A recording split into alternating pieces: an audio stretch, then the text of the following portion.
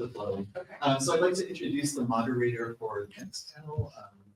Go ahead and say hello and get our panel speakers. Yeah, I'll be one of the presenters in the afternoon as well. The name is Yang-Hsun. I'm a PhD candidate in culture education. Huiyu just graduated here. A lot more about my work. Well, I'll talk about that this afternoon. But anyways, I flew in from Taiwan like a few days ago, so there will be a little bit jet lag today. I would lean on everyone's patience and version. Yeah, but yeah, let's be happy to start the session. So yeah, with our first presentation from Dr. Huiyu Lin, Indigenous-led. Yeah, thank you, Yang-Hsun, for the introduction. Good morning, everyone. Avevu or Avevu. Yeah, this is hello in the Zou language. Yeah, so like what Yang-Hsun was mentioned about that, I just graduated. I just received my doctorate last December. Thank you. Yeah, so today I would love to share my dissertation study with you all. It's titled Indigenous Language Teaching and Learning Practices in the Zou Saviki Tribal Classroom in Taiwan. As you can see here, both Zou, C-O-U, and Cao, T-S-O-U, refer to the same indigenous community in Taiwan. And historically, Cao, T-S-O-U, has been widely used in like official documents and colonial records and most non-indigenous or non-Zou scholarships. However, working with the community, I have learned that Zou, C-O-U, is a name that the community used to refer to themselves and is their preferred term. I have been using this preferred term throughout my dissertation, and today I'll be doing the same, of course, just to emphasize the importance of self-identity and autonomy. Yeah, so before we move forward, I also want to share this title page. Yeah, I'm very honored to have the permission to use this picture drawn by one Saviki artist, Danivu. Danivu is also a prior tribal classroom student, so I found it really meaningful to use this as an opening for my presentation today. And thanks to Danivu, yeah, for giving me the permission. Yeah. To make it easier to navigate my presentation, I have I'm breaking it down to 6 different sections. The first one is definitely the context. And then it is important to let you my research questions. And then I have theoretical / conceptual framework that I try to use to tackle my research questions. And of course, I have the method that I incorporate to answer my research questions. And of course, I have findings and I have this discussion section. There, I will share some of the data that I collected, not all of them, yeah, for the sake of time. And at the end, I have significance and implication of my study with the emphasis on indigenous educational sovereignty, which I want to touch on today. Yeah, I'll begin by introducing the Zou people and the Zou Saviki community. The Zou people is an Austronesian language speaking group in Taiwan. Historically, or their ancestral homeland are mainly located in center or South Taiwan, primarily in Jiayi and in Nantou counties, and some in Kaohsiung. Yeah. Today, the total population of the Zou people are around 6,700-ish, with about half of them today living in the cities across Taiwan due to urbanization. Yeah, there are 2 main settlements, also called known as 大社 Hosa, breaking down to 11 tribal villages, 小社. Yeah, and the Zou Saviki tribal village is one of them. Yeah, you can see where they are in the map.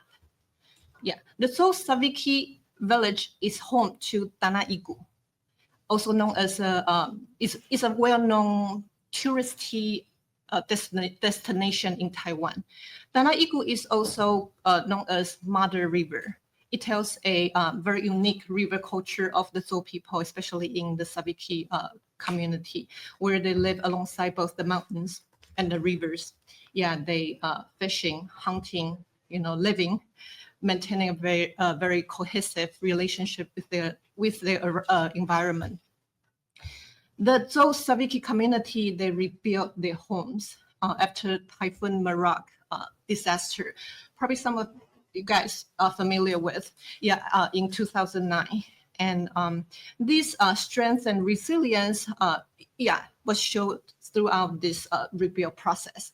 It is also evident in their effort and dedication, sustaining or preserving their Zou culture and language through the tribal classroom, which is the main focus of my study. Yeah, and I will talk about that today. Yeah, so how do they do that? Through the Zou Saviki tribal classroom. Yeah, the Zou Saviki tribal classroom was funded in 2002, initially by a group of Zou mothers to encourage the Oogo, the students, to Buazo, to speak the Zou language. Yeah, it is a community-based emergent Zou language and cultural learning space. Yeah, and then today it serves students of the tribal village or the community from age 7 to 12. Yeah, since the summer of 2022, I have been working closely with Ms. Zhuang, the tribal classroom teacher, and other community members to really understand their practices in the tribal classroom. Yeah, and these practices has shown that how they perceive the close connection between language and culture, and how language and cultural learning actually is everyday life. There is no standardized curriculum or lesson plans. You don't see that there. Yeah, what is taught is highly is driven by the what is available in the context. As you can see in the picture there, you will see the students everywhere in the community. Yeah, they can be walking on the way to the waterfalls. They learn about the plants, the animals on the land. They can also be harvesting the vegetables in the community seasonal garden. So why it is important to understand the tribal classroom practices? Before diving deeper to my research, I want to talk a little bit more about the context, specifically the colonial legacy in Taiwan. Over the past 400 years, Taiwan has undergone, like Margaret mentioned earlier, right? Multiple authorities from outside of the island. And these colonial powers impose different policies, displace indigenous people, and facilitate the expansion of Han settlers through land encroachment, resource exploitation, and forced cultural assimilation. This different policy has transformed Taiwan's demographics and land distribution today, and marginalizing indigenous community, indigenous people, and eroding their cultural heritage. Today, there are more than 95% of Taiwan's population. They are descendants of Han settlers, probably even more, probably 97%. Yeah, it tells or reflects this colonial legacy. The colonial history of Taiwan also reveals a very complex narrative of language policies. For example, the Gokugo, Wundo, the nation language movement under the Japanese Empire, and the Shuoguoyu Yundong, speaking of a national language movement under the KMT party. Both policies had systematically prioritize the colonial linguistic dominance and suppress indigenous languages and other ethnic languages such as Hokkien and Hakka on the island. And today, this history of language suppression has contributed to a lasting erosion of indigenous language, as we talk more about that today.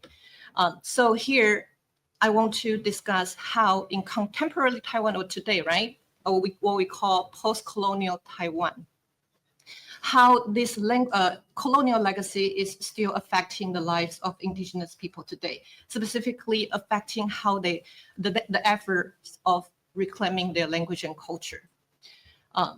First, the post-colonial language policies, there are many, yeah. Some of them, most of them symbolic. They have sought to reflect this Taiwan multicultural aspirations. However, Chinese Mandarin and English still dominate in education and everywhere in the society, with the belief that mastering both Chinese and English is beneficial for the future success. With this, other language are not really taking much consideration. Not only that, urbanization and relocation has also contributed to the decline of these Austronesian languages on the island. Yeah, despite a desire to reclaim their heritage, the pressure for economic survivals of the urban life still made it really difficult for many to really engage in these efforts. And then not to mention that there is a Han-dominant ideology. It's pervasive, specifically in the work of indigenous language revitalization and reclamation. Probably some of you are familiar with certain policies or programs such as Indigenous Language Proficiency Certificate or Indigenous Language Literacy Competitions. These policy or programs, they are very result-oriented. They have their limitation definitely to really motivate a meaningful or everyday use of the Austronesian language. And then the last one, I'm sure Margaret has mentioned so much about this, the Han-centric narrative. They oftentimes, try to frame Taiwan's nationhood with this focus or emphasis of indigenous identity.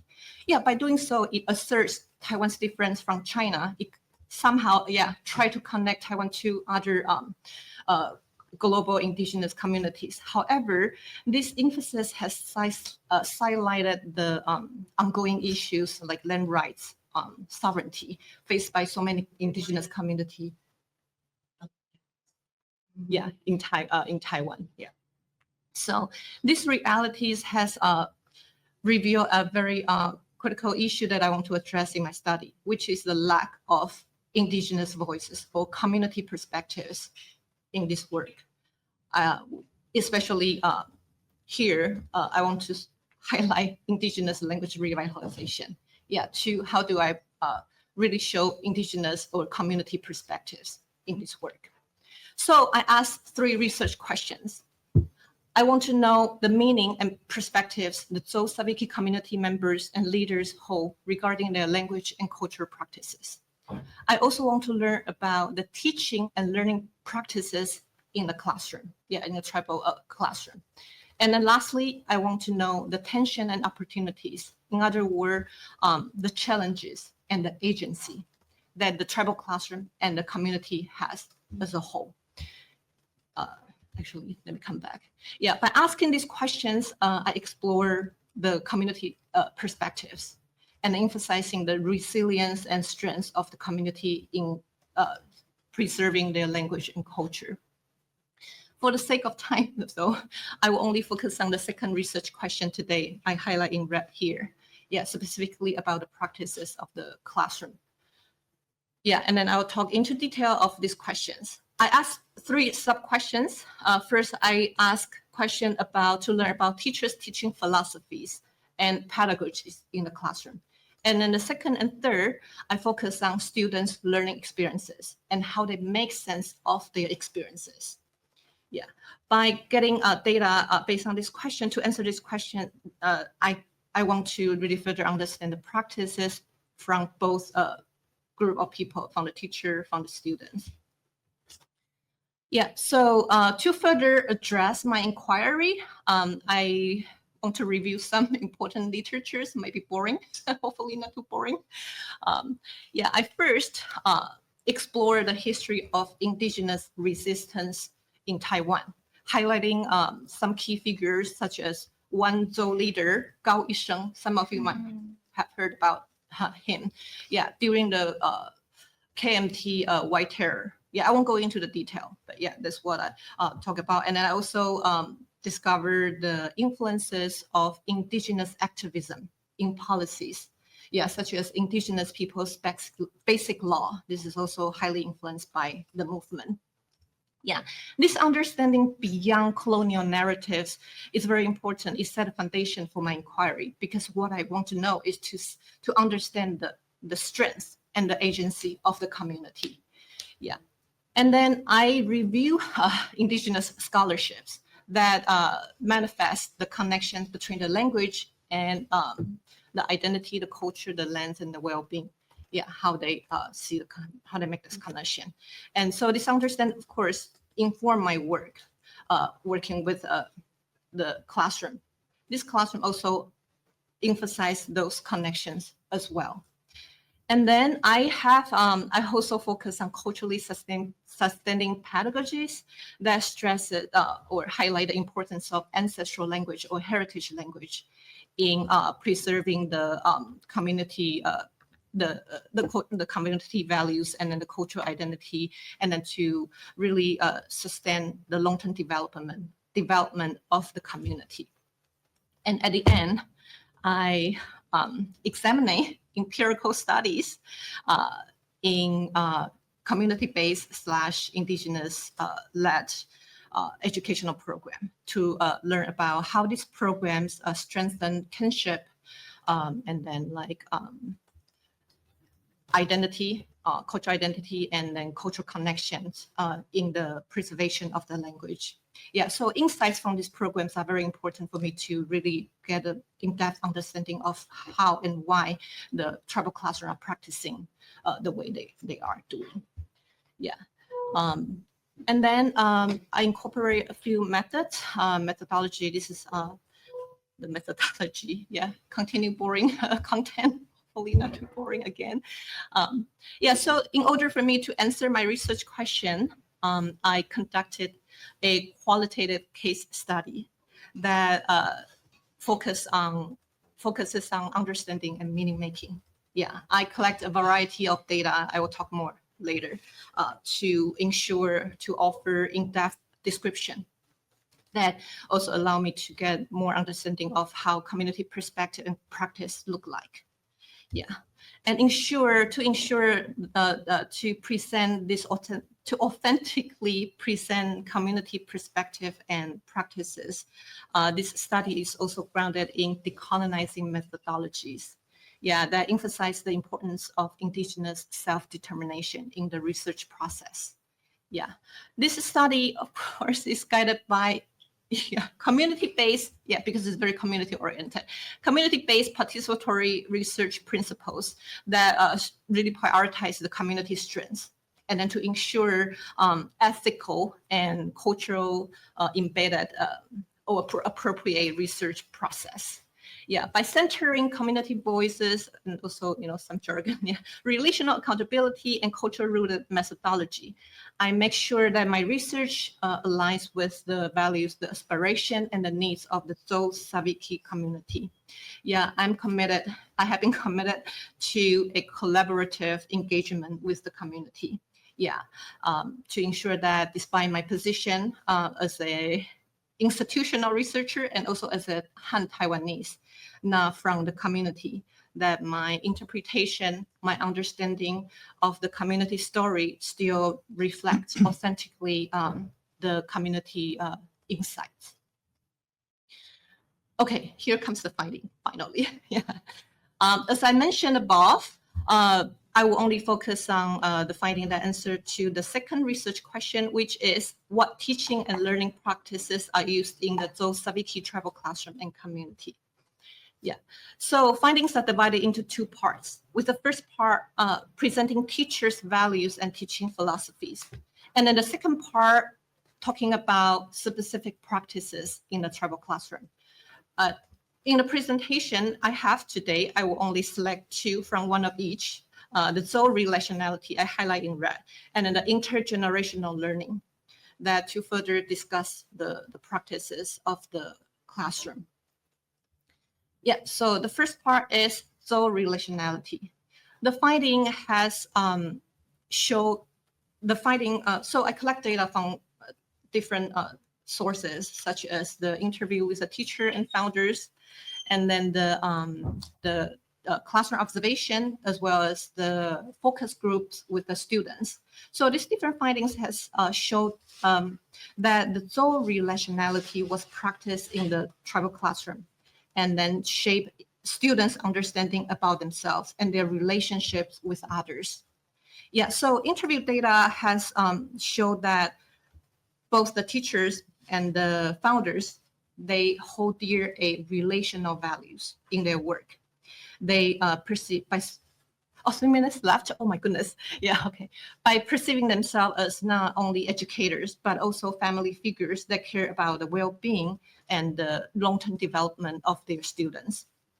Yeah, for example, Founder M mentioned in our Zou language, uncles and aunts are referred to an amozoni or inozoni, which means another father or another mother. In the Zou language, amo is father and ino is mother. This is clear. We take on the responsibilities and duties of parents. Yeah, so the use of Zou language that Founder M has shown his collective and relational approach. And this approach is deeply rooted in Zou perspectives of relationship because it's reflecting the language, right? And in practice, he also assigned a homework for the student to discover their familial relationship with their peers and the teachers in the classroom. They realized that teacher M is like a grandfather or simply another relative. It's a family relationship, not just a clear teacher to student relationship like in school. Here in the tribal classroom, a teacher can also be a family member, an elder, or something else. This is aligned with his belief in this Zou relationality. And similarly, in one class I observed, Teacher R also emphasized the importance of family and community relationship in shaping one's identity. She said, when introducing yourself in Zou, you must introduce your clan/family before introducing yourself. By introducing your family name, you inform others where you come from. This is very important. Yeah, so from this quote, Teacher R suggests that in the Zou worldview, one's sense of self is actually part of this broader social familial framework. Yeah, in the same class, she also used the Zou Mayasvi ritual ceremony. I know time's 1 minute wrap up. oh, okay. Really that strict? Yeah, can I please give me more time? Yeah, so she used the ceremony to exemplify this Zou relationality. Yeah, she said that in her Dabangu society, that this ceremony requires the participation of all 5 families, clans. Yeah, without the involvement of any of them, this ritual ceremony will not be taken place. Yeah, and it's also appreciated by students. Yeah, I think I was just kind of, yeah, students also draw this. Yeah, and then we have intergenerational learning. Yeah, so intergenerational learning is also practiced in the tribal classroom. So the tribal classroom has assigned this learning opportunity by bringing the student to the health center or health station to interact at least once a week to interact with the elders in the community. Yeah, so teacher D, yeah, she mentioned there are things that teacher cannot provide that only the elders can, and some of it is the elders' inherent knowledge and the atmosphere they create. So she suggested that the important role of the elders with their inherent knowledge, that learning from them allows students to access this broad scope of knowledge, cultural knowledge and perspectives. Yeah, and it's also evident in the social media post of the tribal classroom and my classroom observation, and then student drawing during the focus groups. Yeah, I will, yeah, skip it. Yeah, so I want to talk about, yeah, the data. Yeah, what does that mean and how does it connect to the literature? So the tribal classroom, the Saviki tribal classroom practice a model of learning that is departing from the colonial educational paradigms. The educator of the tribal classroom, they facilitate a teaching approach that try to sustain the culture and language. They also create this environment for students to integrate their identity with the Zou ways of knowing and being. And then in practice, they focus on intergenerational learning, familial relationship, and community interconnectedness. Yeah, this brings students closer to their heritage and take pride and responsibility to the continuity. And this is important. And then this learning process, it has shows the values of community and shared purpose. Yeah, again, this the approach of the tribal classroom has it's very deeply rooted in the community values and the Zou ways of knowing and being, also called Zou epistemology. Yeah, And significance, yeah, like I say, my study present the community perspectives and strengths, yeah, in sustaining their culture and language practices. Yeah, so by presenting this community-led educational program, my study addresses the absence of indigenous community voices in national educational discourses and practices, and shedding light in policy making in both local and the national levels. Yeah, and also it give idea in the work of indigenous language revitalization.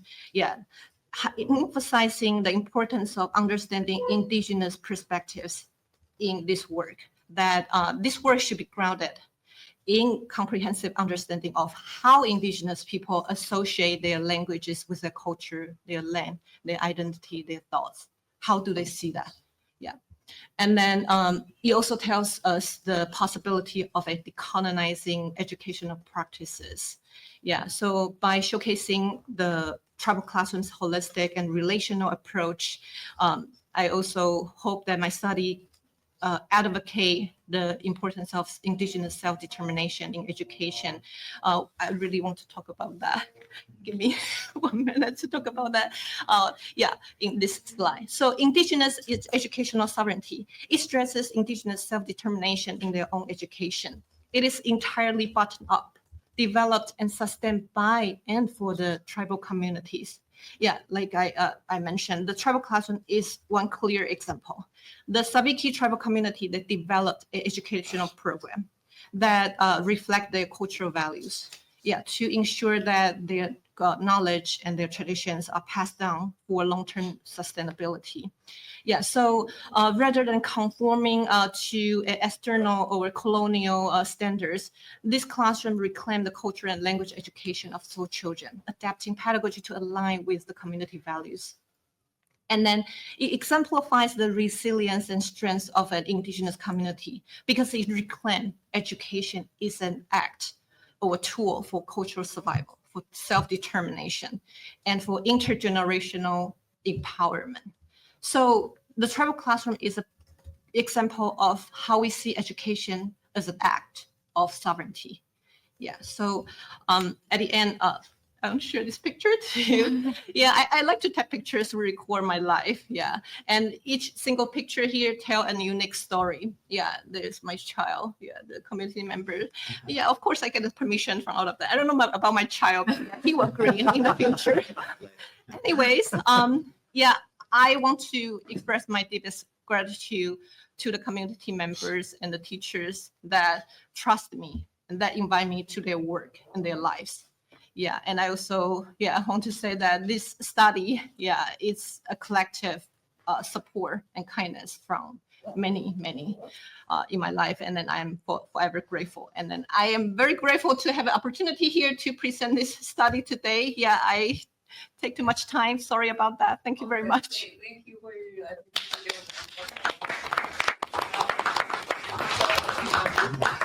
just so we're having equal time. I'd love to introduce Dr. Yi-tze for his presentations.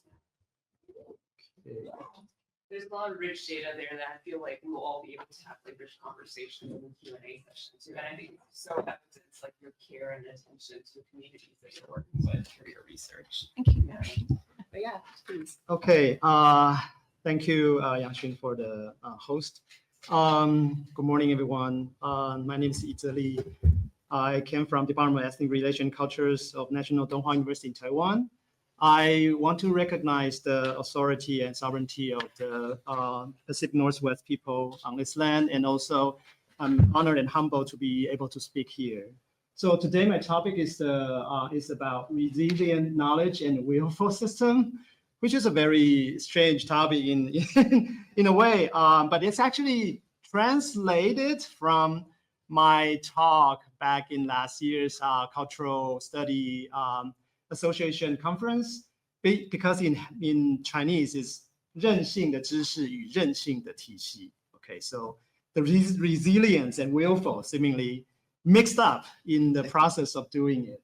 So the idea is reflection on ontological and decolonial significance of the Indigenous Knowledge System project. So in 2021, the Indigenous Knowledge System project was launched by the Council of Indigenous Affairs of Taiwan, and since have been ongoing from then. And this has raised concern about whether this framework can truly reflect indigenous cosmology and support cultural resurgence and decolonization. So this paper reviews recent researches and discourse on indigenous knowledge from Taiwan and analyze the significance of that ontological turn in relation to the core and secondary categories of indigenous knowledge system. By examining perspective ranging from ontological to epistemology, as well as practice cases, this study explored the project's implications for indigenous cultural identity in Taiwan. So, and also considering the potential and limit of the Becon initiative. And I argue that the indigenous knowledge system offers a standardized comparative model for addressing contemporary issue indigenous revitalization. It's not only serve as a repository of indigenous knowledge practice protocols, but also establish a formalized framework for knowledge production and cultural imagination. So this is actually an ongoing process. I think the whole project is still in the second big stage. I think that every stage is in 4 years. So this is the second round of their knowledge production now. So, oops, okay, this is, so in post-Marshall era, there's the indigenous knowledge revitalization emerging from the Taiwanese long history of suppression of that knowledge and language and knowledge. And also there's a systematic erasure of traditional culture and life ways, like we have learned from the previous talks.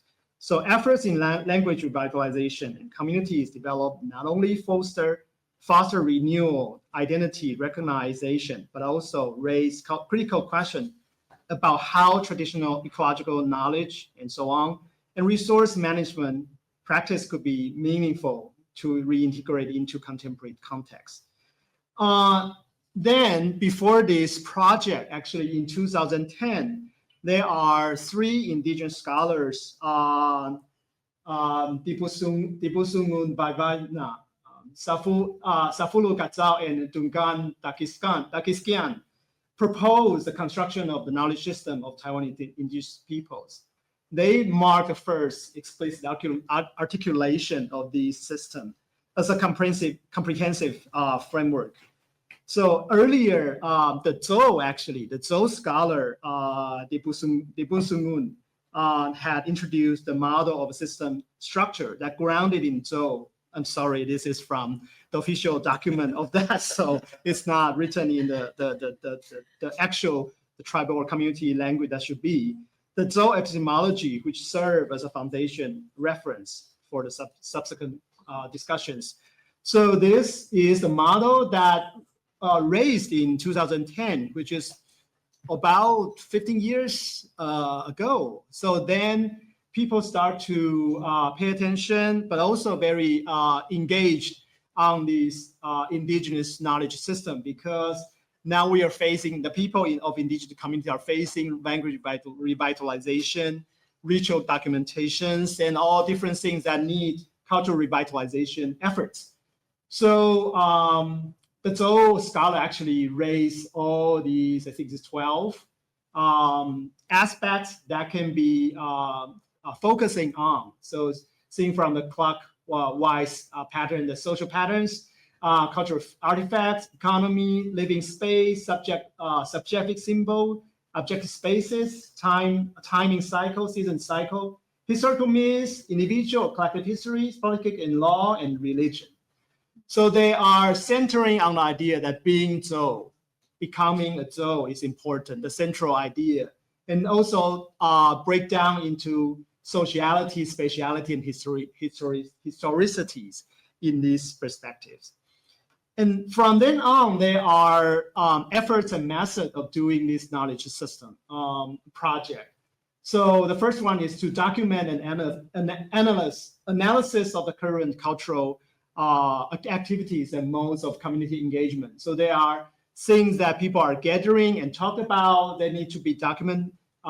They need to be written down, and also the process of discussing the traditional territory, ecology ideas, these kind of things. So they make actually they are producing the knowledge through a placemaking process, either placed in the contemporary administrative area or the place that they can think of in the past of a living territory. And the second method is to record traditional knowledge through oral transmission by elders. That is very directly imaginable, like inviting elders, most better in a group, arrangement. So several elders are sitting together, talking to each other when they are thinking or educating what is the things past about. So this is very much adapted by now in the so-called tribal council. So elders are invited to talk about things, and also in the experimental elementary schools in different community settings, the elders are invited or assigned to become the cultural teacher to the youngsters. And the third method is to organize the past record of cultural practice and to systematically put that into frameworks. This actually become the dominant work of the current project, because this is the efforts of collaborating or collecting all library works or library records. For example, very much of the indigenous studies or researches, quote unquote, has been put in the library in different archives. So these archives are now being put into frameworks like what we see in the previous, categories. So making an indigenous-oriented or indigenous-initiated library system. That's the idea it is coming to. Then the fourth way is to using a goal of indigenous self-governance to see what the framework or knowledge system could be. So this is more bridging into the future, tribal nation or tribal sovereignty to be. So as we see, there are ideas about laws and regulation, the spaces, and then also national policies, legal frameworks, ethnic relation, and so on. So these four frameworks or methods are the very important or foundation of doing this project. Then how do we make the indigenous knowledge system working? They are the ways of making this knowledge into three major categories or three major cascades. The very central one is called core knowledge. Then there's a secondary categories, which I'm going to show you in a minute, and then the contemporary knowledge. And they are divided into different categories like human spheres, human activities, spiritual activities, spiritual affairs, spheres, or the physical world. And then the operational types and fields are incorporated into secondary knowledge classification. But mostly they will all have this key connecting concept, like what I mentioned in the previous one, becoming a Zhou, being a Banza, or being a Sejik Balai. All these ideas about what does it mean to be a person, a real people in that society. But then this still, like I mentioned, is very much library classification. Okay, so there's a tension of that coming up. How do the community people actually see the important things, maybe collaborating along with or against what we have already documented, maybe from the researchers or from other previous scholars. So this is actually the model that is coming from, again, this is like, the concentric model coming from, because this project is outsourced to National Dong Hwa University, which I work with. So we have all these possible diagrams and, the draft that are giving to the different knowledge system centers to work with. As we know, there are 16 official recognized ethnic groups in Taiwan. There are actually 14 ethnic, the indigenous knowledge centers in Taiwan, because some of the closer centers are kind of combined together. For example, Saisha Center is combined with Achaya Center. And Ganaganavu Center is combined with La Lua Center because they are later founded or officially recognized ones coming from Zhou people. Okay, so there are centers that coming from these ideas that pretty much replicate that the 2010 diagram that we have learned from the Zhou scholar. Okay, so other than things there are self-determination, autonomies, or cultural performances, actually there are debates about this secondary, as we see the SCK thing is called secondary category knowledge. For example, the 7 o'clock diagram here, we have an English as cultural performance. But in Chinese, it's actually debating for long whether we should put it into, say, in Chinese, say, 文化表演 or 文化演绎. It means very differently. Okay, so later, 文化演绎, like derivative process of cultural demonstration, is taking over the recognition by most of the centers.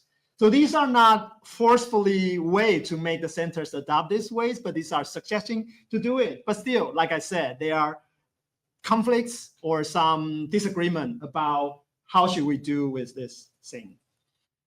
Okay, so as I mentioned, there are 11 categories, but we set attention to make it like a library classification. There are questions about, the library only has 10 categories. Can we lump the rest 11 one into the others? But people say, no, we want 11 types. Anyways, so we see all these ranked out subcategories of the knowledge now played out in the efforts of these knowledge categorization system. But then as I go through the discussion with local knowledge centers, because I'm, for the system setting in the knowledge center, there are, of course, the executive, you can say the executive director of that center, who has been helped by a board member. The board member are composed by several scholars, but also tribal elders. Okay, so people are talking together about how they should adapt it. And there are three major approaches to advocate the use of this knowledge regarding to its strategical and epistemological engagement. So what are the three approaches that I mostly see with? One is to see this knowledge to compare with, like more about like a practical or even scientific explanation. Can we make a scientific explanation of the tribal knowledge? Yes, you can, but there are pros and cons to it. But then we see lots of the process coming from this knowledge system. Are asking the students to apply that in their, like elementary or high school scientific competition. So we have now the indigenous science campaign, indigenous scientific campaign in the education system, so that they want to adopt this knowledge system into science, which makes it the first level of relationship to the connection to the indigenous knowledge to the contemporary knowledge. But then it still have most problematically as this reflecting a deficit theory, like they are something that in lack of the traditional knowledge, then we want to use the scientific way to justify it. Okay, so this is a little bit problematic, but it's very much easiest way for the local the knowledge center to apply that to the education scene. Okay. 3 minutes, okay. So, and the second approach is to see this as a symmetry between knowledge and politics. Like I said, there are local discussions of the elders and the scholars, but also there are ways to document the problems in the society, in the community, mostly like the post-disaster examples. They are relocations of what we had just mentioned, the typhoon or earthquake. How do people see their trace being relocated after that? There are elders account, but also there are the political account, why they are being putting into this location. So the second level of this knowledge system is the symmetry in between, the bridging the politics and the knowledge. And then third, I will say, coming back to what we talk about, all these relationships, the relationality is important in the indigenous system, so that we see all these contemporary rituals that revitalizing into it has to be balanced into a renewal of different environmental resources and also to the engagement or the participant of the youngsters. Okay, so there are these messages that I think coming from the centers. One is differentiate the differences between static and dynamic perspective. What we have been documented in the past is a static one. They are documents, archives from 1930s of the Japanese scholar, but we have the contemporary ones. It's dynamic. How do you bridge that? And also there's need of past and future connection. We have, I mean, we see a lot of events that the Knowledge Center now want to embrace the Japanese or the previous scholars' archive in order to teach youngsters about ritual songs or the ritual words of which they have been forget or been lost for a while. But how to make that as a possible advancement into the future connection. Then also interesting, there is a collaboration of the local studies. Here, the local studies means more like a breaking down of the area study in Taiwan itself.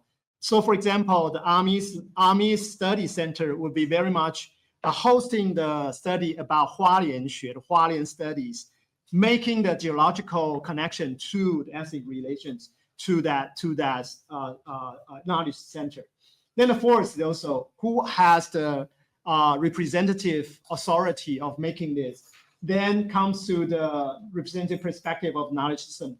Either we are having a tribal public juristic personhood, or we have a tribal council who gets a point, the credit to the knowledge that we made, okay? So for the very end, I want to compare just maybe two minutes.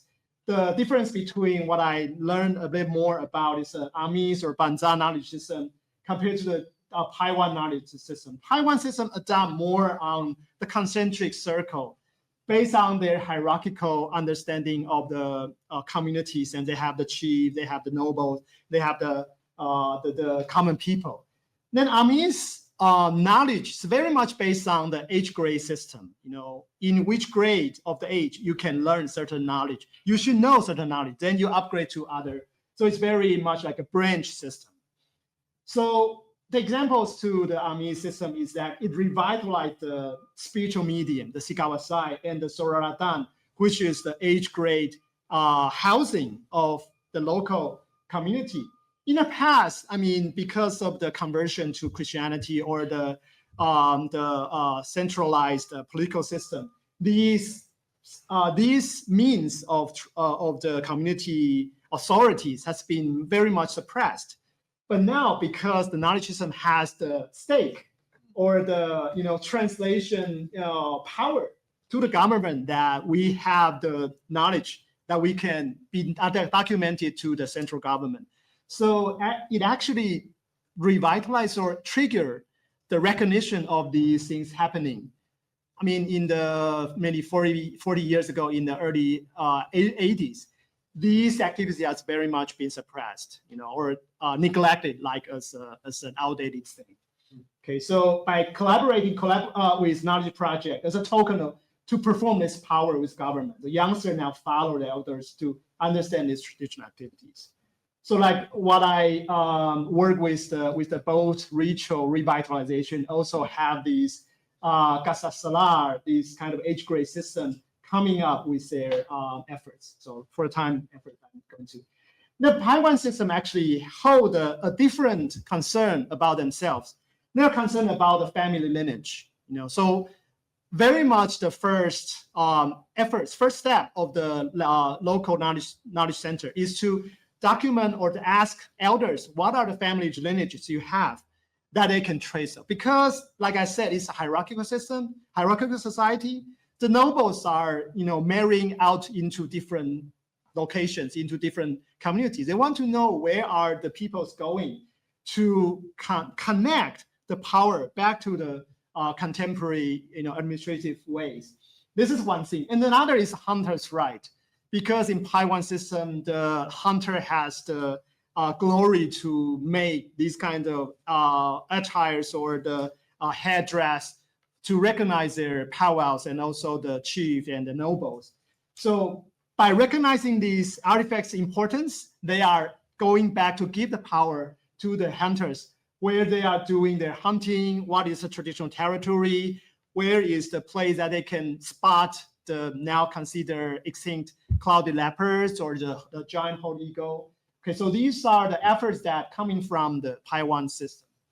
Okay, so by that, I think it's a good way of making these things happening. But still, there are problems of, like I said, the contemporary or current system project, the last two sites. The same is hierarchical or differentiate rather than integrated dynamics. That is still the problem that's going. And it tends to be the place of sacred world that in the core of the knowledge. Okay, so maybe we, as we mentioned, in very center of the knowledge concentric circles, there is always making about the spiritual recognized people who are the most perfect ones.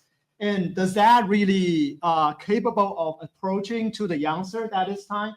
Maybe there's a different way of talking about it. Then also is the different groups are distinct and separate. So there are actually the cultural artifacts connecting with the performance or the adaptation of certain singings or dance, but then they are separate into different categories. It's difficult really to see which one should be put into which category. And then it's imagine a mature schematic maps. Like things may be still ongoing, and I have a very intriguing and impacting experience. Like I interviewed the tribal elders, asking them, what do you think is the map or the imagined model of the knowledge system? The elder actually said the knowledge system is the thing that the elites or youth scholars are thinking of. The most important thing that I think is my mom or my grandfather told me what to do. Okay, so this is how do we think a processual process to combine with mature schematic maps? I'm sorry. So I think in the end, there is the message coming from this knowledge system that's supposed to be making the decolonizing efforts. It actually connects the historical condition of the colonized, but also trace back to a genealogy of how these things should be elaborated or liberated. Okay, it roots in the resistance of indigenous people and communities that maybe nowadays we should still document the spirits or the efforts of that, and asserting the cultural sovereignty or indigenous sovereignty in every aspect. So in the end, I think this is the knowledge system. The system itself is a willful system, but how to make that into an engaging and resilient process of the local people, that I think it's very important to make the turn that the local people, the community people speak up and make their things documented and side by side with the library categories that make sense to most of the scholarly work. Okay, so this is what I think is a conceptualization of what people are doing, and maybe to be a comparable second sense of thinking in this whole knowledge system project. Okay, thank you for the listening.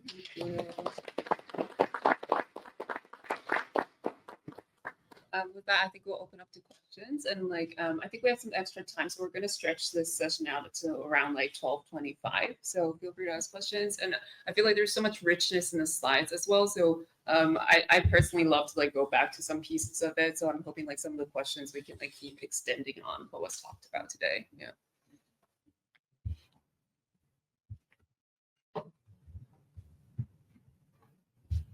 Any initial thoughts, questions? Yeah. So maybe I'll just question. So we both for the wonderful presentation. So first I'd like to ask for you. So because you mentioned that the tribal cluster is from 7 to 12.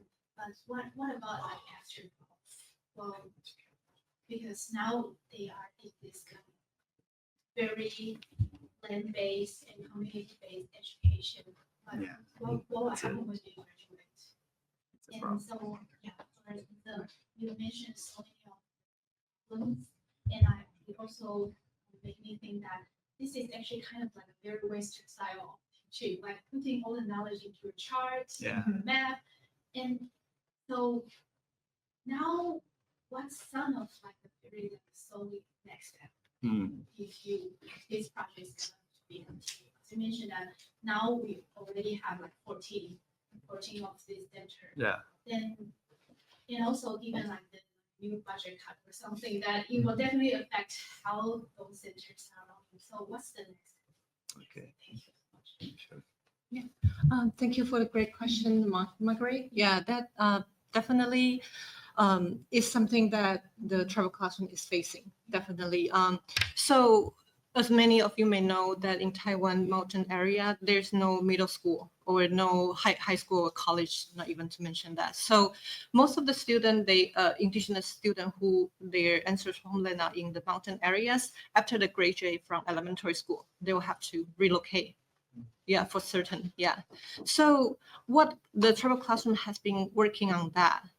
This one, Saviki tribal classroom, they ensure, like I mentioned, it's a holistic approach.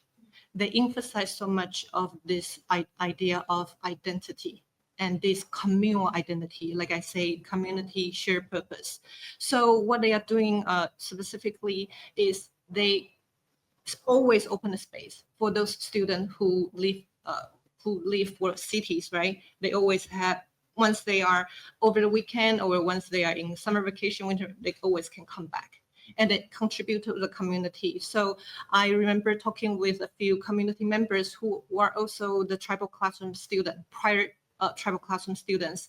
They decided to come back ultimately after college, after high school, to contribute to the community. And then what they have done is they initiate some event to say, for example, clean the community, after typhoon, or to do some mural, the drawing for the community, like to beautify the community. All of this is creating a sense of connection, and then a very allowing, what does a tribal classroom, maybe I should frame it this way. What they are doing is they manage to create this space and then making those students to feel they can always come back. It's a home. It's a space that you feel like home. You can always come back, and then you can always making connection to get access to your land. Even other times you are in the city, you are not on the land.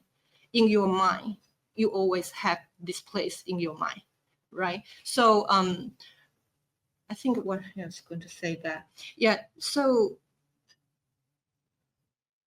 these days, I'm sure in many other indigenous community in Taiwan as well, there are actually more and more indigenous youth. They decided to go back to their land. And I feel like that tells the effort of the community that they have been doing.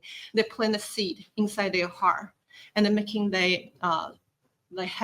keeping this strong identity, knowing about their purpose, and then knowing about this is important to always represent myself and where I come from. So I don't know if that answers your question, but this is something that I see hopes, but not saying there's no challenges. There's still challenges there. The whole system has to be maybe more, but revolutionized. Right. So why there's no middle school, right, in the mountain area? Because in reality, it can be difficult, but still, this is some question we can think about. Why the resources are so distributed so unevenly, right? So you're welcome. I would like to also put some feedback to that question, because I'm also on the kind of like a monitoring board of the cultural experimental elementary school, 实验学校. I do find that it's actually very strange, because the most needed cultural elementary school probably is, for the elementary school, probably is in the urban setting. But they are in lack of the tribal experience or community experience in the countryside. But the countryside actually have the problem to have a formally trained or actually licensed who passed the examination of the high and expert level to be educated because those people are actually living in city now. So they don't have the local people to teach the cultural language. That's a problem. So I think by now it's the social media website or the online teaching can do a little bit help, but still how to bridge the gap in between high school, middle school to the high school, then to the college is a problem that people are thinking about now. So coming to the question to my talk, or what is the next step of the cultural Indigenous Knowledge Center? I think there are two impact of going on, because I learned that because I'm away from Taiwan for a year, but I know that the cultural centers now are making trainings to say the college students of each cultural groups, and then asking them to justify or make questions about what are the things they have learned on these materials, like library categorizations we have been made from the center. It's been going screened or checked every one by the college student who are connecting to the local, but also trained to learn what is the knowledge system. So I know they are trying to make the judging power away from, say, scholars or the elites. And then they try to make it to the family, if that is possible. So that's one approach to go. And an approach, I think, I didn't have the time, but I think that's the trend I see, that local groups or youngsters have been enlightened by this system, but they don't want to run like a system. So they want to do the activities that here, what they want to learn from the shamans or the spirit medium. They want to learn how to build a traditional age grade house, or they want to document the thing from the family lineage and the hunter's territory. Okay, so these on-land activities has been spread out to different systems, and because of that, I think it won't be much affected by the budget cut, because it's very much self-initiated actions, but they are still connected to what the knowledge system is trying to do. So I think these sort of like two approaches are the possible decethod of these, like a top-down process. They can try to make a local way of building up their own knowledge, ways or knowledge maps. Okay. Thank you. Sure. Thank you. I also want to invite, folks here in person to ask questions, also online. We're monitoring the chat, but here, if anyone has something to ask, I wanted to ask what connection you have to that school, and what the kind of ongoing relationship with that school is in general, just to have more context of your study. Because I think it's so important to kind of come together, academic institution, PhD with local indigenous classroom, and how they can both support each other, And then for you, I had a question around the kind of the scale or scope of the interaction. For me, Korean has its own kind of shamanic culture as well, and I've been trying to connect back to it through different teachers, but they've just been individual people, and so how do you kind of and everyone's different too. I've met 5 different Korean shamans now, and they have their own kind of teaching and lineage and way they see it. And so how do you turn that into kind of a knowledge system? And then when you talk about that revitalization, is it just how many people are you talking? Is it the same elder you're going to, or is it just you find your own elder and you say, hey, I'm part of this thing and I do this thing? What is it? Just a greater sense of what it looks like in the scale of it, and how to kind of, I guess, systematize these relationships with the elders and culture bearers. I'm very interested in if you speak more on that. Right. Thanks. Yeah, thank you for the great question. Yeah, definitely relationship is so important. Yeah, and so what is my connection? It's actually from, first, I'm also from Jiu-Yu, Taiwan, where the ancestral homeland of the Zhou indigenous community is. Oh. Yeah, and I had a chance more than a decade ago that I was assigned to teaching one of the, actually, you just mentioned a tribal experimental school. It's called Alishan 实验国中小. Yeah, in Ali Mountain. Yeah, but it's from a different Zhou tribal village. It's not from Sabiki, but both Zhou. And I had that experience there. That experience teaching there made me allow me to make connection with Zhou community in the first place. And then I left Taiwan, right, for my master's and here for the PhD.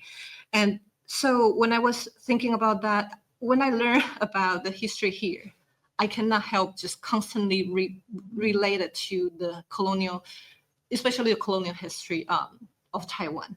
I see a lot of similarities between these two contexts, and I want to do something. Yeah, that where I'm from.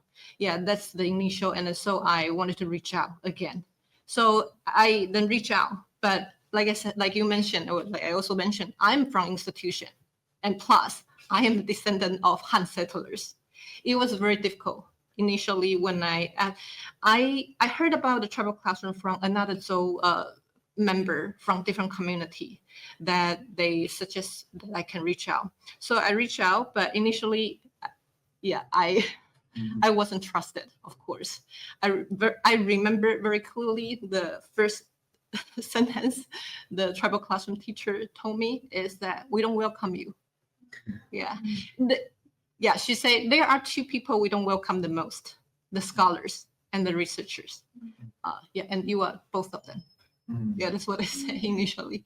It's very difficult as an outsider. Yeah, but again, relationship is very important. Yeah, it took me a really long time. I started engaged before 2022, and I didn't finish my dissertation until the end of 2024.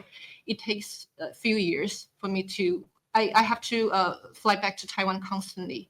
I show my passion, right, my effort, and I believe they see that. That's why ultimately they invited me into their lives, into their work, and I was able to learn from them, learn with them. I would say like this relationship is ongoing and it's forever. Yeah, like right now we still in contact constantly. Yeah, like talking about life, not necessarily always about tribal classroom. It's become a friend relationship. It's not just I'm a researcher or I'm an outsider. Yeah, I got a Zhou name from one of the elders, Zongelha, which means stars, and I love it, and I appreciate so much that I was taken as part of the community, and yeah, so I would say it's a very difficult journey, but it's very powerful and meaningful, and I will never regret for that, and then I continue this relationship throughout my life, the rest of my life. I don't know if that makes sense. And I always want to do something more. Even now I graduate, but still I want to have more engagement and then do something, just to do something. Yeah, sorry. Sorry, I'll just make a very brief reply. Yeah, I mean, for the, excuse me, for the first question, I think the shamanic knowledge theory, well, initially or fundamentally, it's a very secret knowledge. But interestingly, that the young novice of this group wanted to let people know that he is now learning this knowledge. So interestingly, that Maram actually is a graduate from the department that I teach. And he only know that he has the power, the capacity of being trained as a shaman after he graduated. Then he started stepping on a journey that he learned the way of shaman in the village, but also he go to different communities to communicate with people that how do you think about the Amis shaman, to the Amis villages and collect their opinion. I think it's a very interesting modern way of exchanging knowledge. Like some villages have no longer have their shamans. They have been Christians for generations, but then they want to know what is Amis shaman about. So it's no longer a very isolated secret like before. But then I think it's an interesting twist. Nowadays, these youngsters who learn to have this power or practice wanted to know more about what people think about that. And he wants to teach a little bit about the correct understanding of the traditional shamans. So this is, I think, is a contemporary interesting turn of that. And then the second question about what's that? I have the idea of it, but then just lost the moment. The elders who been chosen. I mean, elders actually are optimistic to this process, but also they've been hesitant to really speak too much. So the best way is to invite the elders from maybe the center's members, most likely the scholars or researchers in the very beginning, but also invite the community members, maybe the middle age or the youngsters or the college students, to learn at the same time what the elders teach to them. Then start to make them the documenters, start to make them the knowledge holders from that on. So I think that is the way the elders have been seeing that, oh, we are not only just the materials or the things that we are really teaching to the kids. Okay, so that makes the scene a little bit different. I want to like jump in here and say like it's around the time where we should maybe wrap up, but I don't want this to be like the end to the discussion. We're just closing things out so like the live stream can like take a pause and folks don't have to be on camera 24/7. So with that, I just want to give a huge thank you to both Huiyu and like Dr. Yi-tze. Thank both of them. We should give a round of applause. Yeah.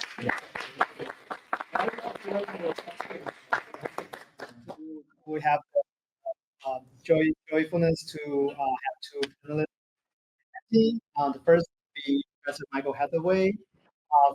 The second will be in Department of Education. So let's welcome Hathaway first.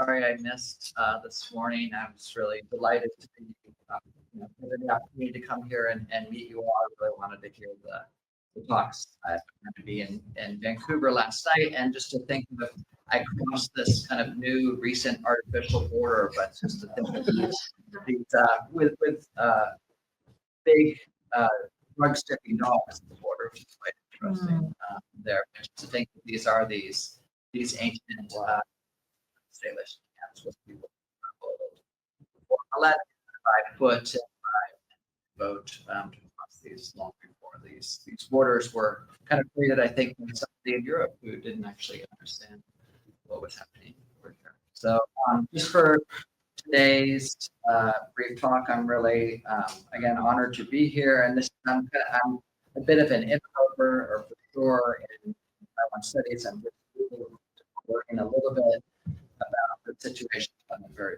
periods. And so I'll be mostly talking about my work, seeing people. So, there's some questions came up around Indigenous politics there. That's what I'll mostly talk about. In 1995, when I spent a year teaching at Northwest Forestry College, and something that I observed there, unlike other countries where you had Indigenous rights groups, you had in the U.S. as tribal and national based in the UK, kind of going to different places and helping to create some kind of global international right. These kind of organizations were mentioned. Instead, I did find questions of indigeneity emerging. It was through environmentalism, and I sometimes environmentalism was a way that question of Indigenous rights got smuggled into China, unintentionally, not even desired. So what I did is I spent that year there. I got very interested in the dynamics. We were talking to Jay about this a little bit, and then I can do my anthropology on this, and I looked at how the World Wildlife Fund and the Nature Conservancy carried out these huge conservation projects in China in the mid-2000s. So you probably know that wildlife has the panda bear image, right? So they were like, we're going to be the first to go protect the panda. And I was there. It was at that time in province I work in. So in South China, there's Sichuan to the north and Yunnan to the south. People in hey, we have tropical rainforest. Would you be interested in doing projects there? And this was considered a really surprising revelation that wasn't really known throughout the world. And there was a lot of passion pressed around saving the rainforest. So WW came down there to do this project around rainforest conservation. The last bird fence down there, which is used to a lot of urban China. And so during my first year, I made a lot of connections to the WWF workers that were there. And they often heard about this kind of question of Indigenous rights or Indigenous people. They were really confused as how it might emerge in China.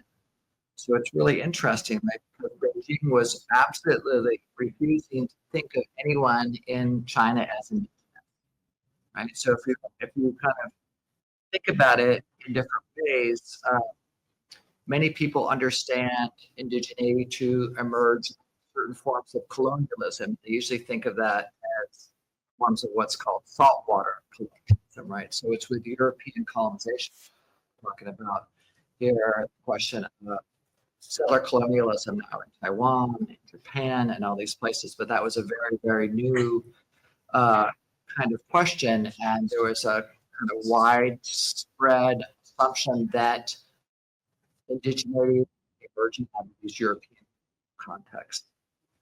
And so there's an interesting kind of paradox here, right, with the global indigenous movement, that you often hear that there are over 300 million indigenous people in the world. But if you look at the breakdown of those numbers, the country, of course, with the largest number of these people, often said to be over 120 million, are in the PRC. So on the one hand, it's like the kind of most important country in terms of the numbers, but they refuse that concept.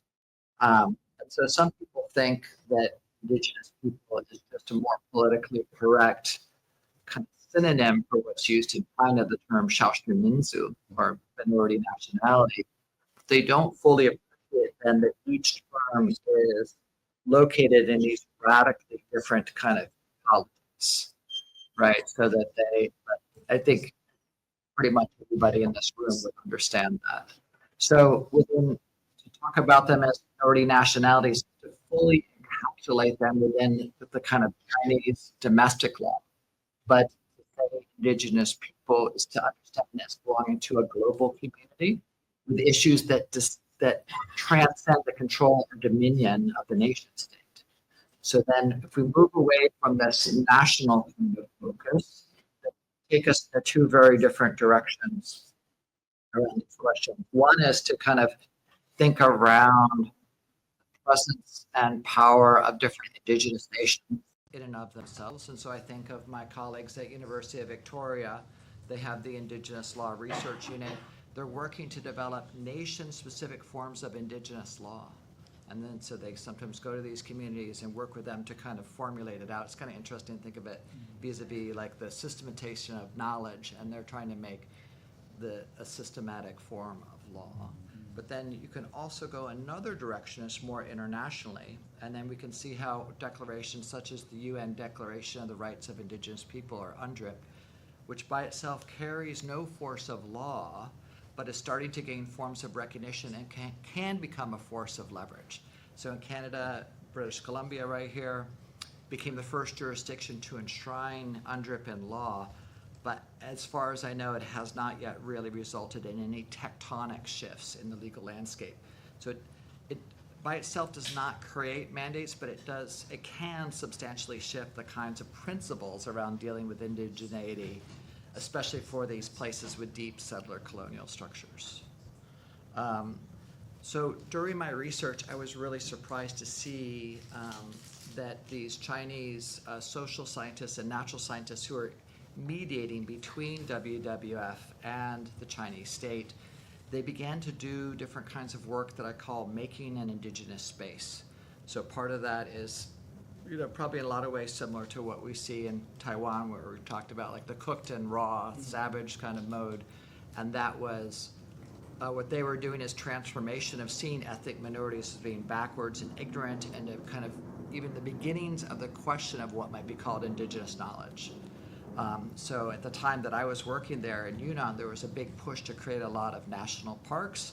And historically, you know, people were just kind of rounded up and kind of kicked out of those parks. And there was a, you know, a long kind of tradition of that in China, of moving people from one place and putting them in another. But then by the early 2000s, there were increasing questions about this idea that, oh, maybe these are not, you know, backwards rural people, but these are indigenous people that have rights to land for hunting, grazing, and farming.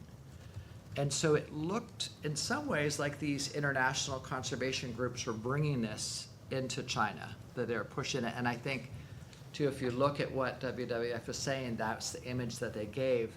But I think it's really a mistake to see it that way. And in fact, there were so many different indigenous groups that were showing up at these major international forums and really pushing WWF to do it, that it wasn't through their own kind of internal moral development, but there was this push. So that was one of the forces, and the other kind of interesting international force was people starting to make a argument around the role that indigenous people play in promoting biodiversity. That was one of my mentors in the U.S. Southwest, Gary Paul Nabhan, looked at this with Papago people and the bird life in places that they were able to manage, and compared it with a national park where they were kicked out of, and found, for example, the bird life was so much more abundant in Papago lands. And this became part of these now global statistics. You'll see that indigenous people manage something like 80% of the world's biodiversity. So this is part of this kind of transformation. But what's interesting is that WWF was kind of wealthy and powerful at the time, but they could not just impose their will. There needed to be a whole range of people that could make these ideas kind of possible or thinkable or translatable, not just in the abstract, but in the particular. And that was some of the people that I worked with who were trying to either understand like what happened in terms of indigenous agriculture and for example, bird diversity there, like what's often called slash and burn or swidden, or other people tried to inform the local people of their rights and help them navigate with conservation officials. So I think that's what I'll just say about that. So just an interesting moment for me when, you know, you get to see that there kind of can be national boundaries of how indigeneities worked out, yet even there are forces beyond that kind of start to create that space, and people start to learn about these possibilities. Of course, nobody from mainland China could go to these international indigenous forums and come back. That was kind of strictly forbidden, but there were different kinds of people trying to make different kinds of openings. So then I'll just say a little bit about one of the projects that I've been working on now, and in part with Ty Bryant, who I think is listening in or is here from Taiwan, who's been an amazing master's student working with me. And it's a project that comes off the China work, but it's exploring the hidden history of the rise of the indigenous Pacific. And so I really want to hear later from Margaret around these oceanic connections. And part of what we're trying to do is look from the late 60s into the present, looking at especially grassroots activity, where these are indigenous-led groups, where they're traveling abroad and making connections in other places. And especially in the 60s and 70s, I think it's interesting to just kind of think that how daunting they were, especially for the general public. You know, few had passports, or airplane tickets were incredibly expensive, and we're focusing first working with Ainu people from northern Japan, and I know we have people doing that work here, and also First Nations in Canada. And these people, of course, are often much less likely than the average Japanese or Canadian citizen to have this means to travel, but they did these amazing trips. And these trips are often forms of what we call informal diplomacy, crossing national boundaries and linguistic ones. And I think, like, in terms of the rise of the global indigenous movement, there's a lot of attention on the UN, like how that kind of incredible intervention in the UN in a space that is actually only supposed to welcome nation states. So if you just kind of remember, like, wow, the indigenous force in the UN is totally kind of against the UN mandate. So it's like doubly impressive, but I think almost all of the accounts of the rise of the global indigenous movement have been very UN focused. So we've been kind of trying to shift away from that kind of Atlantic Europe thing to think about Pacific and kind of what's happening organically. How did they, with or without government support, begin to travel and build these relationships and then even host visiting groups too? And how did they build through this? Okay. So in terms of just raising a few kind of issues and questions about what's going on in Japan, in Japan and its connection to Taiwan. I was in recent conversation with a fellow anthropologist, Tomo Tsujimoto, who I know you know, James, and he was wondering about the possible role of the Christian church in these dynamics. You just mentioned the Presbyterian leader. And I think it's really kind of remarkable to see, just in my little bit of reading, like in the 50s to the 70s, how powerful this kind of movement was. And he was suggesting that even though there are very few avenues for education, formalized education for a lot of indigenous folks, the role of becoming pastors or leaders in that way may become an interesting part of this rise of forms of connection. And in closing, I just wanted to think about forms of what are interesting dynamics of what's happening in Taiwan, and wondering if it really stands out globally by seeming to have such a strong governmental interest in the possibilities that indigenous people could have to help foster the state's international reputation and presence. So thinking beyond this kind of question of allied nations and more politically charged spaces like UN Olympics or even the COP climate change, but in terms of gaining access and representation to a wide range of international spaces. So one thing I'm thinking of is, like, you know, with the southbound policy, how then that seems linked to this kind of real strong Taiwan presence in FestPac, the Festival of Pacific Arts and Culture that goes across Oceania every 4 years. So I heard last year in Hawaii that Taiwan sent over 350 people to that. And just an incredible kind of presence vis-a-vis its own population. And just think about these kind of state-based support and forms of kind of push, but then they kind of result in all these resulting friendships and diverse relationships that go beyond these kind of formal government spaces. One wonders the degree to which there's a desire to portray the Taiwan government's approach to indigeneity as a kind of world leader in taking indigenous reconciliation seriously and earnestly, but I'm not quite sure who the audience of the strong support would be. So, like, for me, as a part of a small Canadian group that went to visit the council a few years ago, they kind of proudly, you know, pointed to the Canada's Truth and Reconciliation process as being something that, you know, kind of that Taiwan was engaged with, but I don't know, you know, beyond that how that kind of works out. And some people have suggested that, you know, Taiwan's strong presence in the LGBTQ plus kind of position, there may be some kind of relations between that kind of interest in garnering a higher international reputation on that may be linked. And of course, Taiwan would not be the first country to do so. So you can think about, like, the Cold War, right, where the Soviet Union and a number of other countries were kind of criticizing U.S. on its forms of structural racism, and then the U.S. government really supported a lot of African American artists and musicians, performers, to kind of travel around. So this is like a part of like long-term realpolitik in terms of global. And then another example is the strong Taiwan presence in NASA. We were just talking about the Native American Indigenous Studies Association, including a group I was with last year in Norway that had 6 Indigenous graduate students, mainly going to school in Taiwan, but also including New Zealand, the US, and a lot of them are on some kind of scholarship. And so there's this interesting way in which it's to increase the capacity of these Western trained academics. There's some of the support, but it's also forms of, like, informal diplomatic representatives, people who are highly trained and educated, multilingual, and interested in raising issues around Taiwan in international contexts.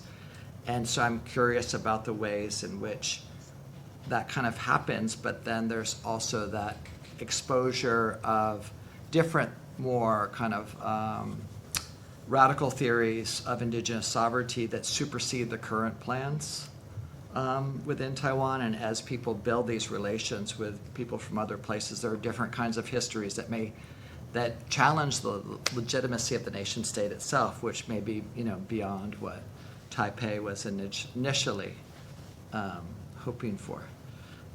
So then part of that work to end is just that it's part of this larger dynamic of learning about the world and building these forms of connections, making all these kinds of like critical comparisons constantly, trauma, mental health, all these things, that is part of what I think, part of the intensely international and multinational approach that is emerging out of Taiwan that makes it like a really distinct place in the world in terms of indigenous futures.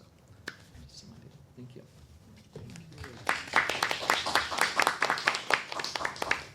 Thank you, Professor Hathaway. So we will keep our feedback or questions later after the panel being presented. Next, we will have Yang-Hsun as a PhD candidate in the Learning, Science, and Human Development in the University of Washington. So the topic will be learning through JAVEX, indigenous mobility and relationality in Taiwan's urban spaces. Thank you, Dr. Michael Hathaway, for kicking us off. And I see so many familiar faces here. It's been a while since I've been here in these spaces, so thank you all for being here. Thank you all for being here right after a wonderful lunch as well. I think everyone's attention is very precious at this moment, so thank you so much. So I'll be sharing some of what I've learned with Liavuk in Kaohsiung's urban spaces. But before I begin that, I want to first highlight that, I think this venue would not be possible, and like the abundances we have here would not be possible without the stewardship of Coast Salish peoples of the lands and waters here, and without the enslaved Black and Afro-Indigenous labor, as well as Asian and migrant laborers here in the Pacific Northwest. Also at this moment in time, in April 2025, I want to emphasize how Indigenous land dispossession has always relied on the genocide and violence towards genderqueer and trans people, and that this colonial critique should not be lost on us in our current political climate today. Leading us back to Taiwan, I also want to mention how Kaohsiung City is named Takao. It's on the Makatao lands and waters. And Kaohsiung City is a flourishing harbor city that really relies heavily on Southeast Asian migrant worker labor as well. Yeah. And so who is Liavuk? So I won't be able to tell all of Liavuk's stories, evidently and obviously. So Liavuk is a 70-plus-year-old community. There's such a rich history there. But some key important facts I want to share today was Liavuk formed around 1954. This was post-Second World War, so there was a lot of economic pressure for indigenous youth to move towards cities and to find economic survival within cities. So Liavuk is mostly composed of Paiwan peoples, but also with Banzak, Bino Yumayan, and Han Settler peoples as well. Over these 70 years and 3-4+ generations, Paiwan relational and governance structures, hierarchies that was just mentioned earlier today, were all maintained and perpetuated. There's language perpetuation, and there's continued relations with more than humans in the urban spaces. Since 1999, Liavuk has been experiencing forced and coerced relocation displacement from the city government, a lot due to urban planning and expansion. And so since then, there has been intergenerational forces in organizing, building social movements, teaching and passing on these strategies as well, which is what I really want to center on today. Yeah. So these are images to sort of show you who Liavuk is too. So when I think of Liavuk, these are the terms that show up in my mind. So firstly, Liavuk in Paiwan means a large body of water. So they moved towards a place next to a canal that has since been filled up. But that's where they decided to find their name. So Liavuk is the name of this community. There are 4+ generations. When I think of them, I often think about conversations around indigenous mobilities and revitalization urban spaces. There are lots and lots of rich histories and knowledge around survivance and self-determination. And there's been partnerships with like nonprofits, legal professionals during their advocacy journey. Yeah, I just want to speed through this. And then also, yeah, so I think one of the things I want to center before I'm able to like talk about the AVIC stories is like my own positionality. So I'm really drawing a lot on one of my professors' work, Dr. Jessica Perea-Bissett, who is the Naina and like an Alaska Native scholar, and she's published on this self-introduction methodology and like self-introduction methods called Places, Peoples, and Projects. And I think what she's really imparted on me is how knowledge sharing is nearly impossible without knowing who we are and like what my relation is to the people I'm working with and for. So with that, I want to give a short introduction of myself. So in like my own heritage language, like so that means like, hi everyone, my name is Yang-Hsun in Hokkien, and I identify as like Hokkien, Hele, Han, and also Taiwanese.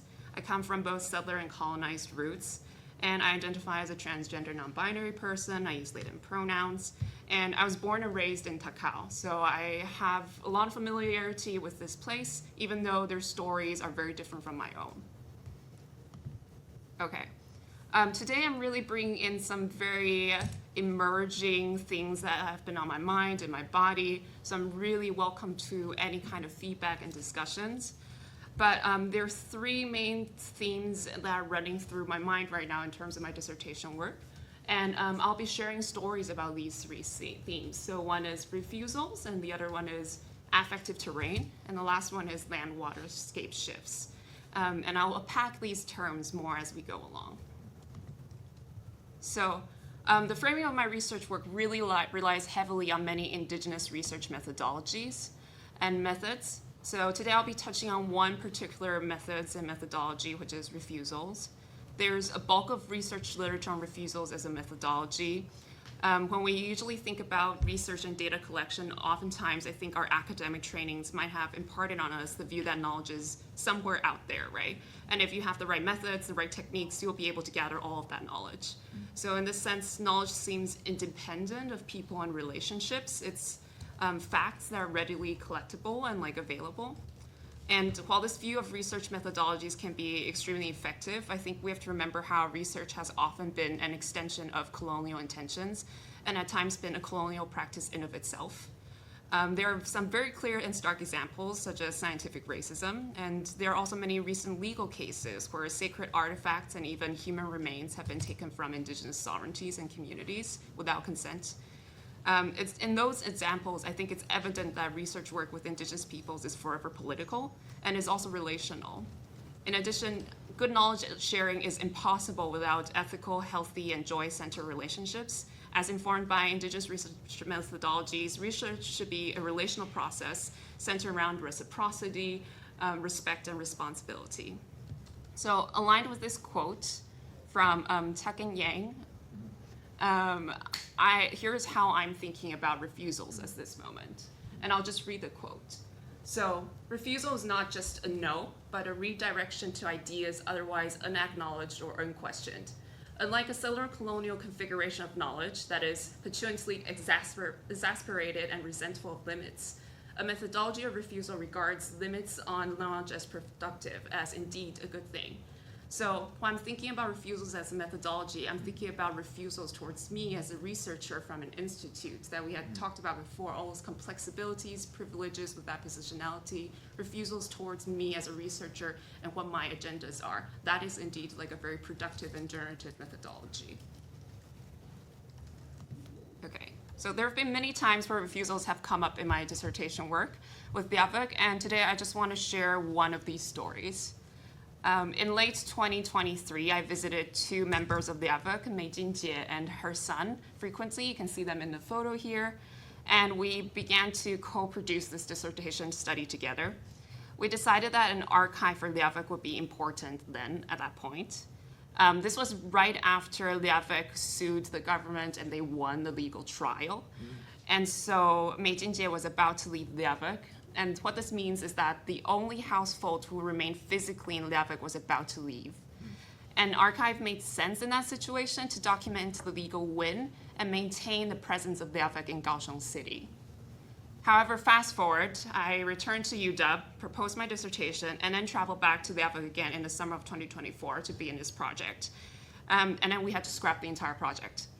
And this was because where Ma Jin-jae's body was in that moment. She had a lot of difficulties adjusting and moving to her new apartment and away from Liavik, where she had lived since she was 2 years old. And I learned how in a mode of survival, an archive can become unimaginable, despite its importance to assert Indigenous histories and presence. So instead, we talked a lot about Ma Jin-jae's own stories. And she started sharing stories around her strategies over the decades to stay in connection with her kin despite displacement, to heal and live with trauma, to move with her dogs to this new apartment, all 6 or 7 big dogs, and to teach Taiwan language to her grandchildren. And she and son did not seem interested in an archive anymore, and that refusal guided this research methodology to new and generative directions. This methodology of refusals, although non-linear, really helped me understand too how resisting colonial erasure is not just about a written documentation, but instead it is also about witnessing, like interpersonal witnessing.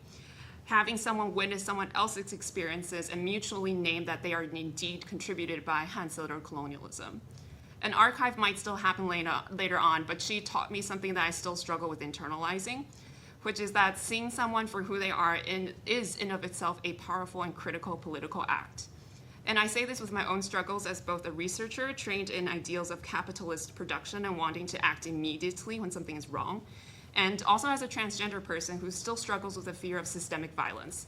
I sometimes forget how the interpersonal is just as important as resistances to systemic oppression. So that's the first story, and that's my methodology and approach towards this project.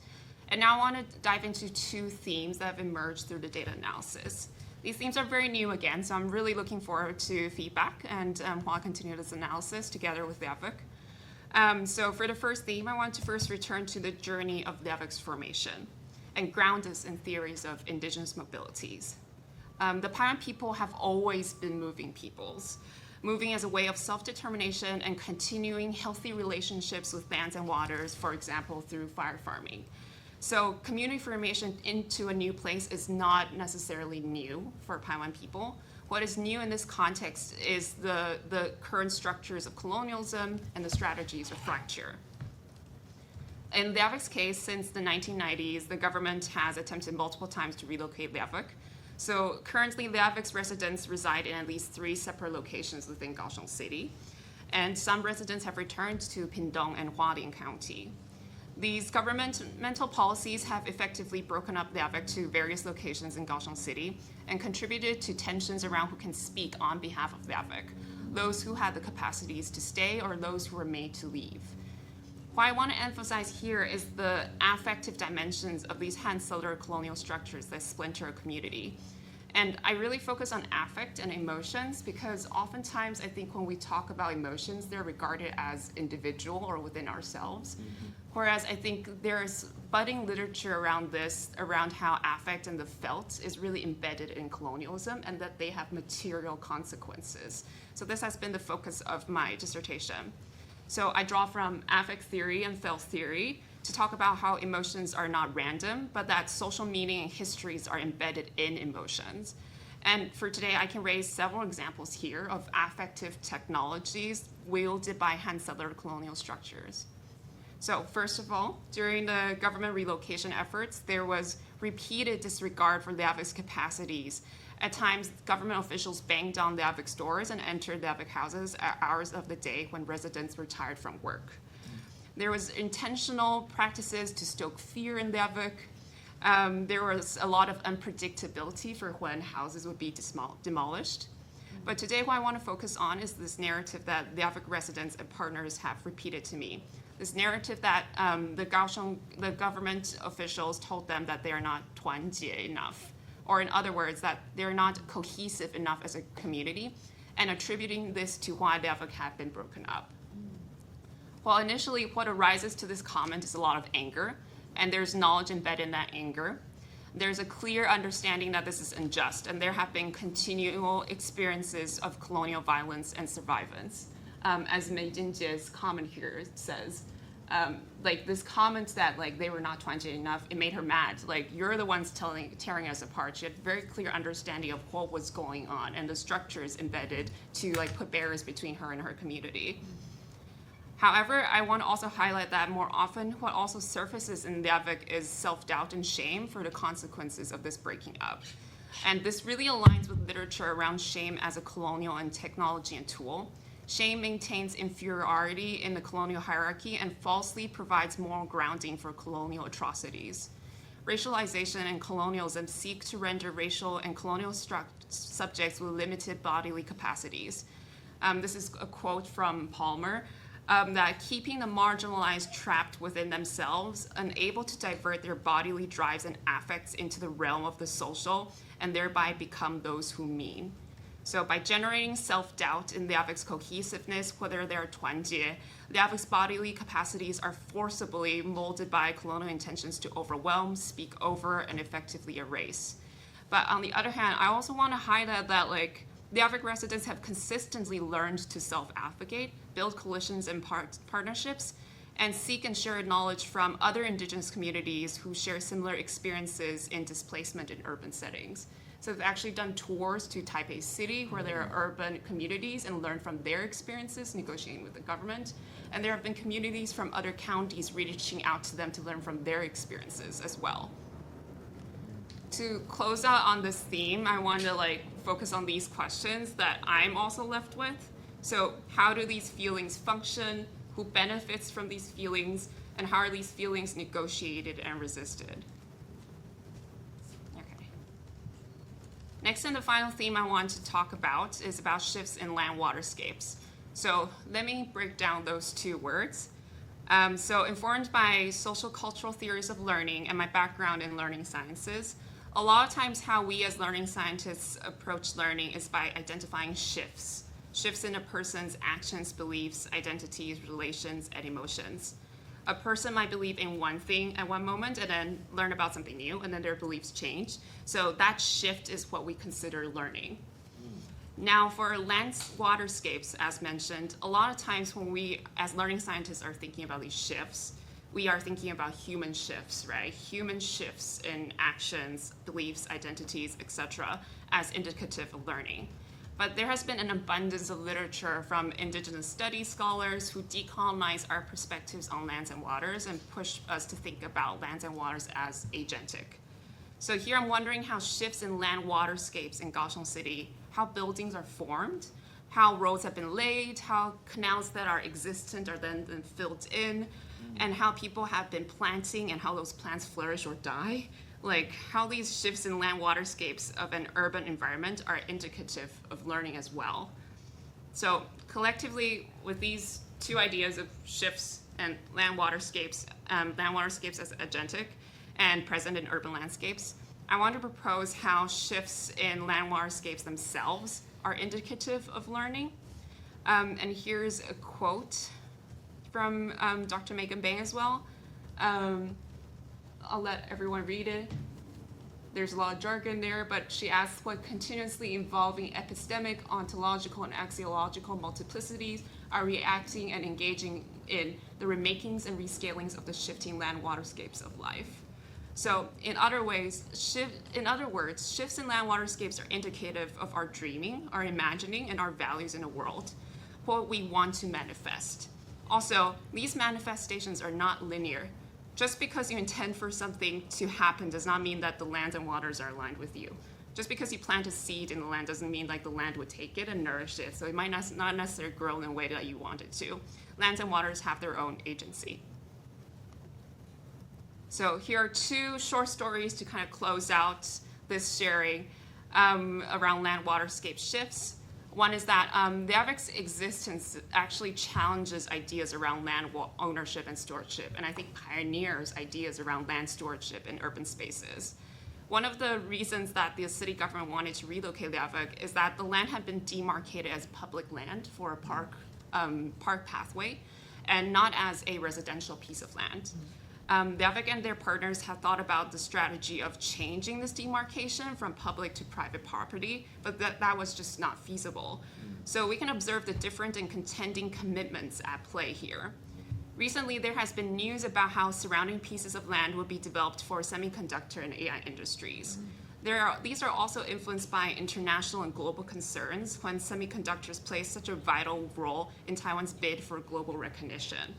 So I'm not trying to paint a binary picture of good and bad commitments, but I do want to point out that there are different and contending axiological commitments here, surfacing through changes in land waterscapes and power dynamics evident here to where Liavik's well-being suffered under capitalistic aspirations. Another story I want to mention is that the plants currently residing in Liavik and the public housing areas. So that photo there is of Liavilu, a plant that's very important to like Taiwan cuisine. And in our conversations with Mei Jingjie and her cousin in the public housing, they both told me about how they tried to grow Liavilu in Liavik and the public housing, and how they learned so much more about this plant by trying to grow it. Because they tried to bring from Pingdong, these mountainous areas, towards Kaohsiung. They told me how they observed that the leaves of Liavilu are smaller in Kaohsiung City, and they began to understand and learn that this plant needs to grow in a misty environment, which just isn't available in Kaohsiung City. So instead, Mei Jingjie grew an abundance of other kinds of edible foods, like quinoa, pigeon peas, and yams. And there are these more than humans living with her in Liavik. And this showcases like a different relationship with land as we might think of in urban spaces.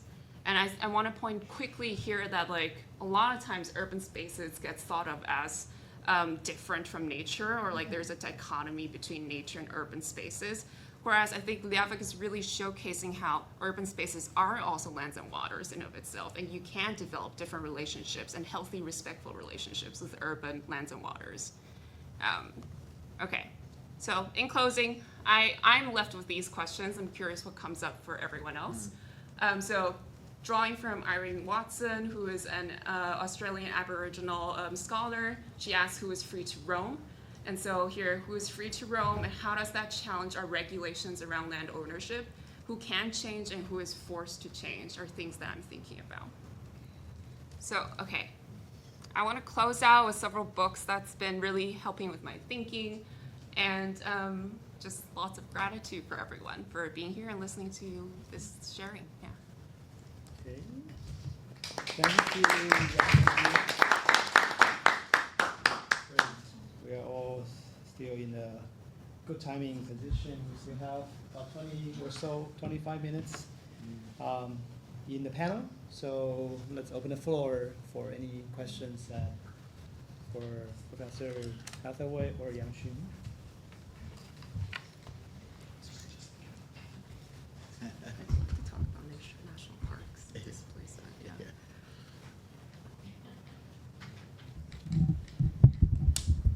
Any questions? Yes. Margaret. So I have questions of both of you. So for Professor Hathaway, my question is also regarding to UN, because for my several experience attending the UN Permanent Forum on Indigenous issues, always there is one person from China will be there and speak for 土著人民 or anything like that. So first of all, I really want to know that why they are there. We always have this question, if they don't recognize the people in their nation, why they are there? It is because they are the 5 people, right? And they always try to find something to say. So last year they are talking about we should celebrate Thanksgiving. And we are here to what? Everyone in the field of indigenous study, we know that Thanksgiving is a very harmful thing. But they are talking about that. And they are always speaking in Chinese. And so this year, they are talking about, we are like celebrating the entrepreneurship of indigenous women. So they say that 土著人民 and their 职业妇女, something like that. And they also like promotion this idea of like how Beijing, they are going to form this like international event of celebrating the 土著人民and partnership. And so it's really something for like Taiwan indigenous community, something that we feel very, we don't know how to interact with them.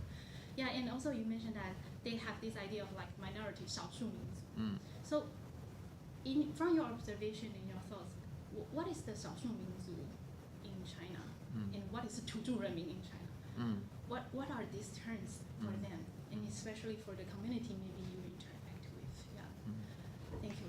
And also for Yang-Hsun, thank you for this wonderful presentation. I especially really like touching the idea of like refusal. I really like this idea. So, can you share with us a little bit like how do you process all these feelings you get when you as a researcher you talk to them, and there are many like struggling and sad stories and angry stories. How do you process? Do you have like a box of you can dump it? How do you do that? Thank you. Yeah, that's a great question, and it is really interesting how China frames itself as a world leader to support indigenous rights, just outside, of there. And I think Japan was also in that position historically, but it's only, it's through Okinawan and Ainu activism now that Japan finally starts to kind of reckon with this. But it's hard to imagine that happening in China. It so breaks apart their sense that this is their pure domestic domain and that they've got it worked out.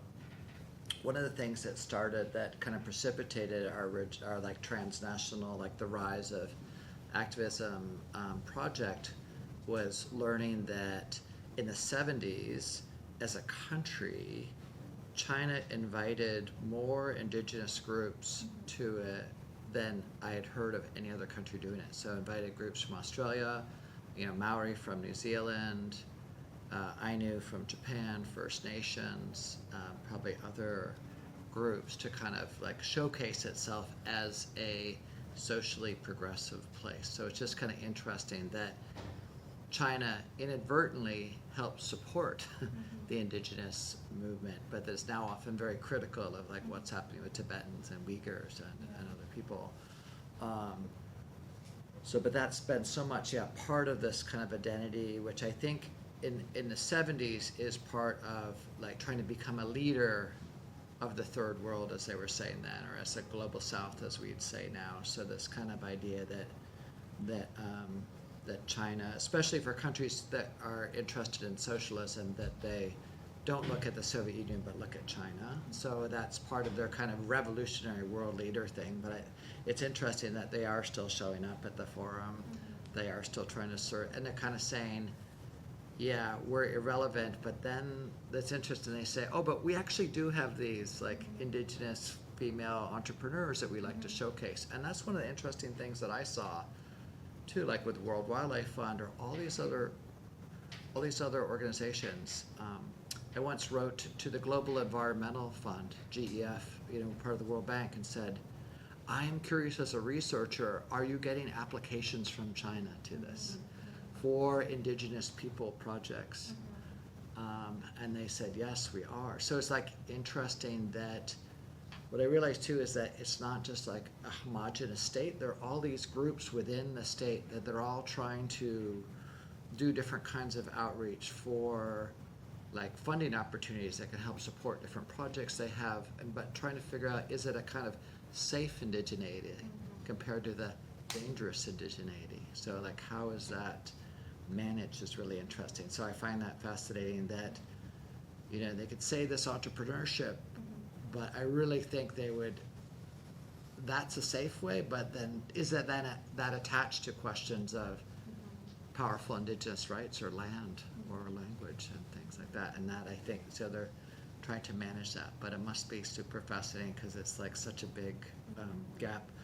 A friend once said that, the term like 少数民族 or minority nationality, it actually, in some ways, kind of untranslatable. Just very, very particular to like how that's developed. I remember I worked with this group of people who, the Jiun-Yu, who's like the last people that were recognized as, the 56 groups. And then that was 1979, and then they said the gate closed. Like there's no other groups that will ever be recognized. even though there are many, many groups that are petitioning, so it's there. But I think it's part, and you've watched this, it change so much from like 49 to, and they're mostly recognized, and as you probably heard, like, you know, the Mongols, the Manchu, the Uyghur, Tibetans, you know, like it's really changed who's put in what category. I think, and probably in, I don't know, Taiwan to what degree, but here we often feel like there's a deep correspondence between the name of a group and the kind of identity. But like where I lived in Yunnan, there are over 400 groups that petitioned for recognition. And the government's like, way too many, make it 12, find 12. And so you have these groups of people that have they can't understand each other at all, like totally different language, but are just kind of put within these, what anthropologists call a junk category. It's like just a big thing that people don't feel any affiliation, but it became a government thing. But then sometimes that government thing over time actually helps create senses of connection, or saying like these people like living in a place that actually can create connection. So it's just its own very peculiar moment, but I do find there are some people trying to carve out some forms of space in some places, but definitely over the last decade, that space seems to be generally just shrinking and shrinking. But we find, what I find so fascinating, like in diaspora, one of my own former PhD students who's Uyghur she's now in Istanbul, where that is now the world's biggest Uyghur publishing house is in Istanbul. So it's sometimes going outside to kind of recreate, like in almost like as refugees, but then refostering these forms of cultural production. And, you know, this sense of, well, maybe in generations then too, her children's children will be able to go back to that homeland. So it's interesting how then it goes beyond the nation. I think that's such an I'm like trying to like switch to, because I feel like the two conversations are a little bit different. But like returning to your question around like how do you sit with stories and like doing this research work, I think that's such a critical question that I really feel like the academy needs to address systemically too. Because I think this is not just directly linked to Indigenous studies, but I think of a lot of like critical race studies, gender studies, anything pertaining to identity. I think there's so much needed conversation around how this is emotionally, spiritually, affectively taxing and laborious. And that's not really thought of when we think about like our publishing world in academia, like the publish or perish world, or like a linear track towards tenure, right? I think these are very invisible labor that like people don't really consider. And it's very much based on positionality. So, and you and I, our positionalities are also very different. But like that really showcases a very different relationship to access to resources and like access towards like a job and like a degree and things like that. So I think this is, first of all, I just want to say that's such an important question. And the other thing that I'm thinking a lot about is like my answer to that question changes a lot because I'm still learning and I don't really know what's the best fit for me yet either. And like not only am I learning, I know I as myself and my body is also changing a lot too. So what I need at different times also doesn't match up with what I have at different times as well. But I have learned so much from my friends in social work, like strategies around dealing with literature on trauma. One thing I learned was like, one of my friends, she does work around trauma and healing-informed care. And when she's reading, after she reads books on trauma, she puts them in a particular shelf and puts a blanket over them. Wow. Yeah. Wow. Yeah, and I think that's just such an important gesture to kind of protect yourself and draw a boundary physically, because I also think there's a lot of conversations that we're not having around how like academic thought is so intimate and it changes your relation to your own stories and your family's stories. So it's impossible to say these are just words on a text that you can just put away at a moment's notice. There has to be some sort of ritual, there has to be some sort of ceremony to help us with that sort of transition from your academic thinking and into your daily life, I think. The other things that I found really helpful lately is like music, like artists that I really enjoy who are like trans and like Asian diaspora musicians. Like they have really, I really think like I'm learning so much about like being in my body too, and I think I've learned that music is like a technology that organizes body, like not in a negative way, like in a way that's like, you can be uplifted by bodies that know what you're feeling, and I think that's why music is so important, like music as an act of resistance and rebellion, and I think there are so many young Indigenous musicians in Taiwan too that I think like that's vital. Yeah. Thank you. Yeah. Any other questions? A question. Sure. So I actually have two questions. One is just kind of based off of what you just said, Yang-Hsun, about just kind of the body, right? And I was thinking a lot about when you talked about the shift, and we've talked about this a lot, the shift from an archive to kind of the work that you have ended up doing. And for the first time when I was watching you present today, I was thinking about the idea of Western notions of archives not being living, but perhaps that what Jiun-Yu is doing is actually offering an embodied archive, right? That by telling her stories, particularly through this framework, that like looking at the affective terrain, right? It really is very much about the embodiment of the Yavik as they are moving through these shifting land and waterscapes.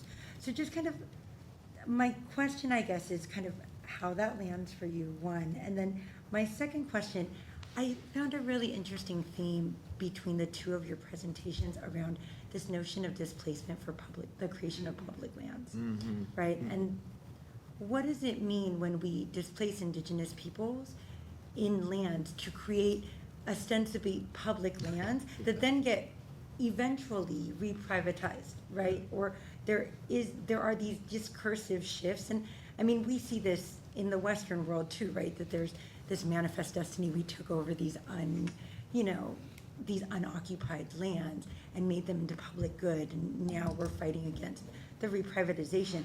But I'm just wondering, Yang-Hsun, when you were presenting, you talked about kind of the tensions of this, and Michael, I think you did as well. Just the tensions between what it means to create public lands through the displacement of Indigenous peoples.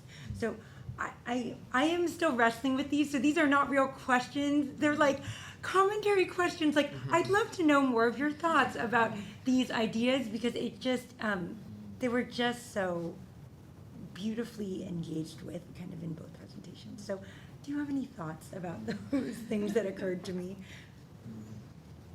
Yeah, so I'll answer the first, and then let's jointly answer the next one. So like you were mentioning like sort of taking on the perspective of like an embodied archive within people.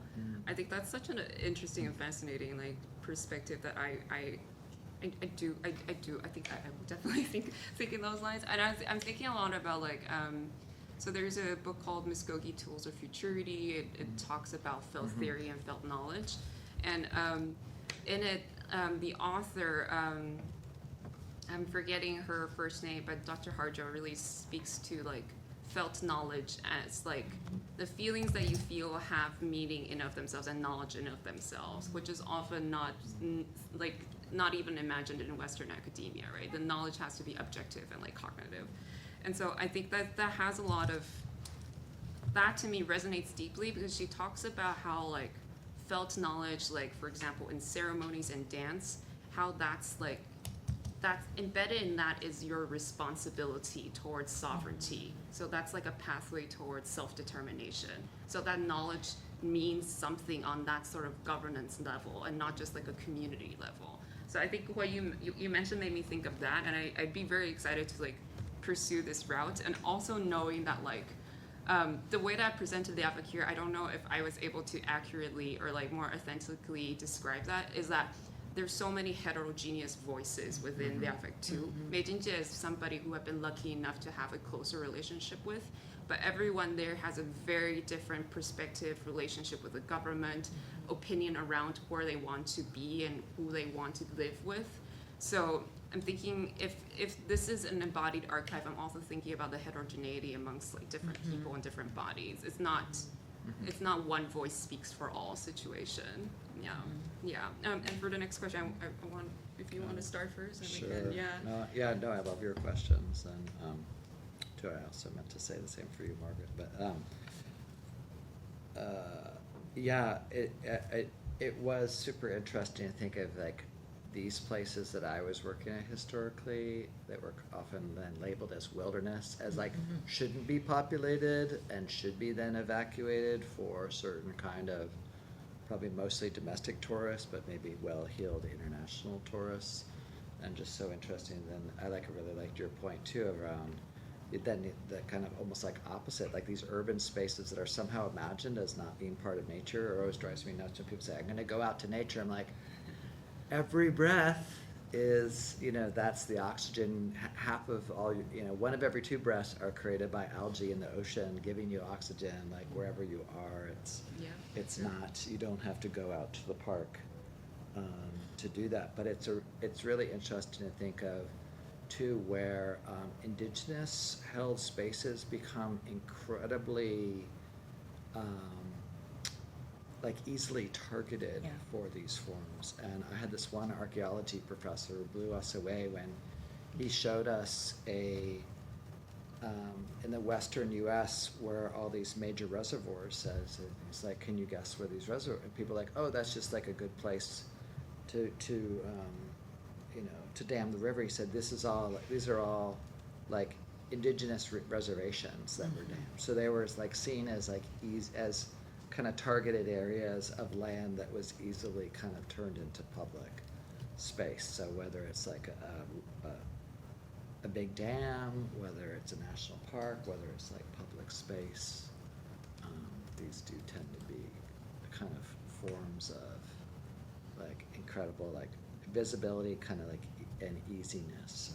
So it's really interesting. I don't know if you've read Tomo Tsuchimoto's work, and just thinking about how in Taipei, like in underpasses, like sometimes then making a shrine, like kind of creating even out of concrete rubble, creates new forms of like presence making that makes the bulldozer crew is hesitant to break that down. Like these kind of new improvisations, I think, make it like that the kind of reclaiming of that land for public can, because there's a big enough kind of rising concern around starting to challenge indigenous rights in Taiwan, can, in a way that, if that was done in the 60s, whatever, the bulldozers come through, but there's like changing sentiments that now make those urban spaces feel different. Yeah.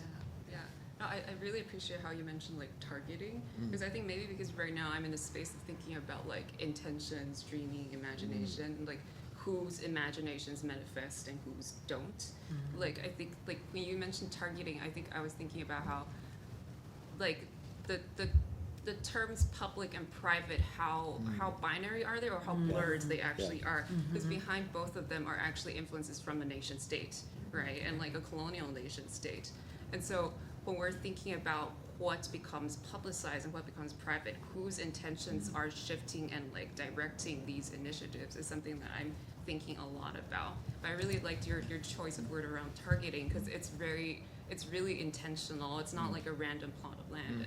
Like Kaohsiung City's port is now being developed into Xinyawan, or like in English it'd be roughly translated into like New Bay Area, so like a rise in like silicon, like similar to Silicon Valley, rise in semiconductors and this industry that's booming there, which, as I mentioned, has really complicated reasoning behind it, right? But like who gets to choose and who gets to have a say in this, it's very much dependent upon like the nation state as well.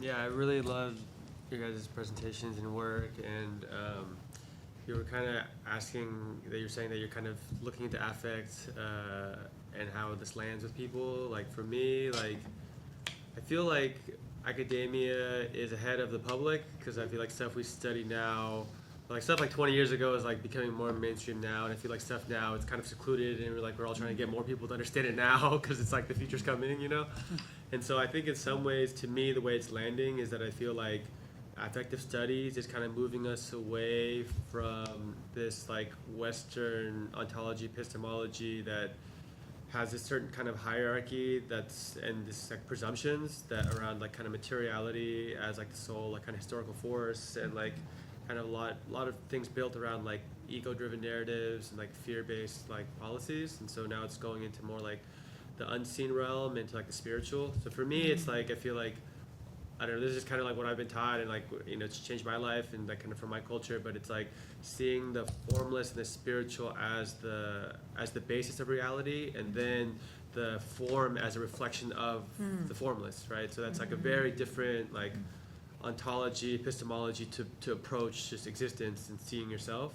And so like, you know, this goes back to teachings of like no self in Buddhism, empty-mindedness. It goes back into like connecting to like spirit or the elements first as like a spiritual practice, and a lot of like what my culture teaches and like what my elders are teaching me.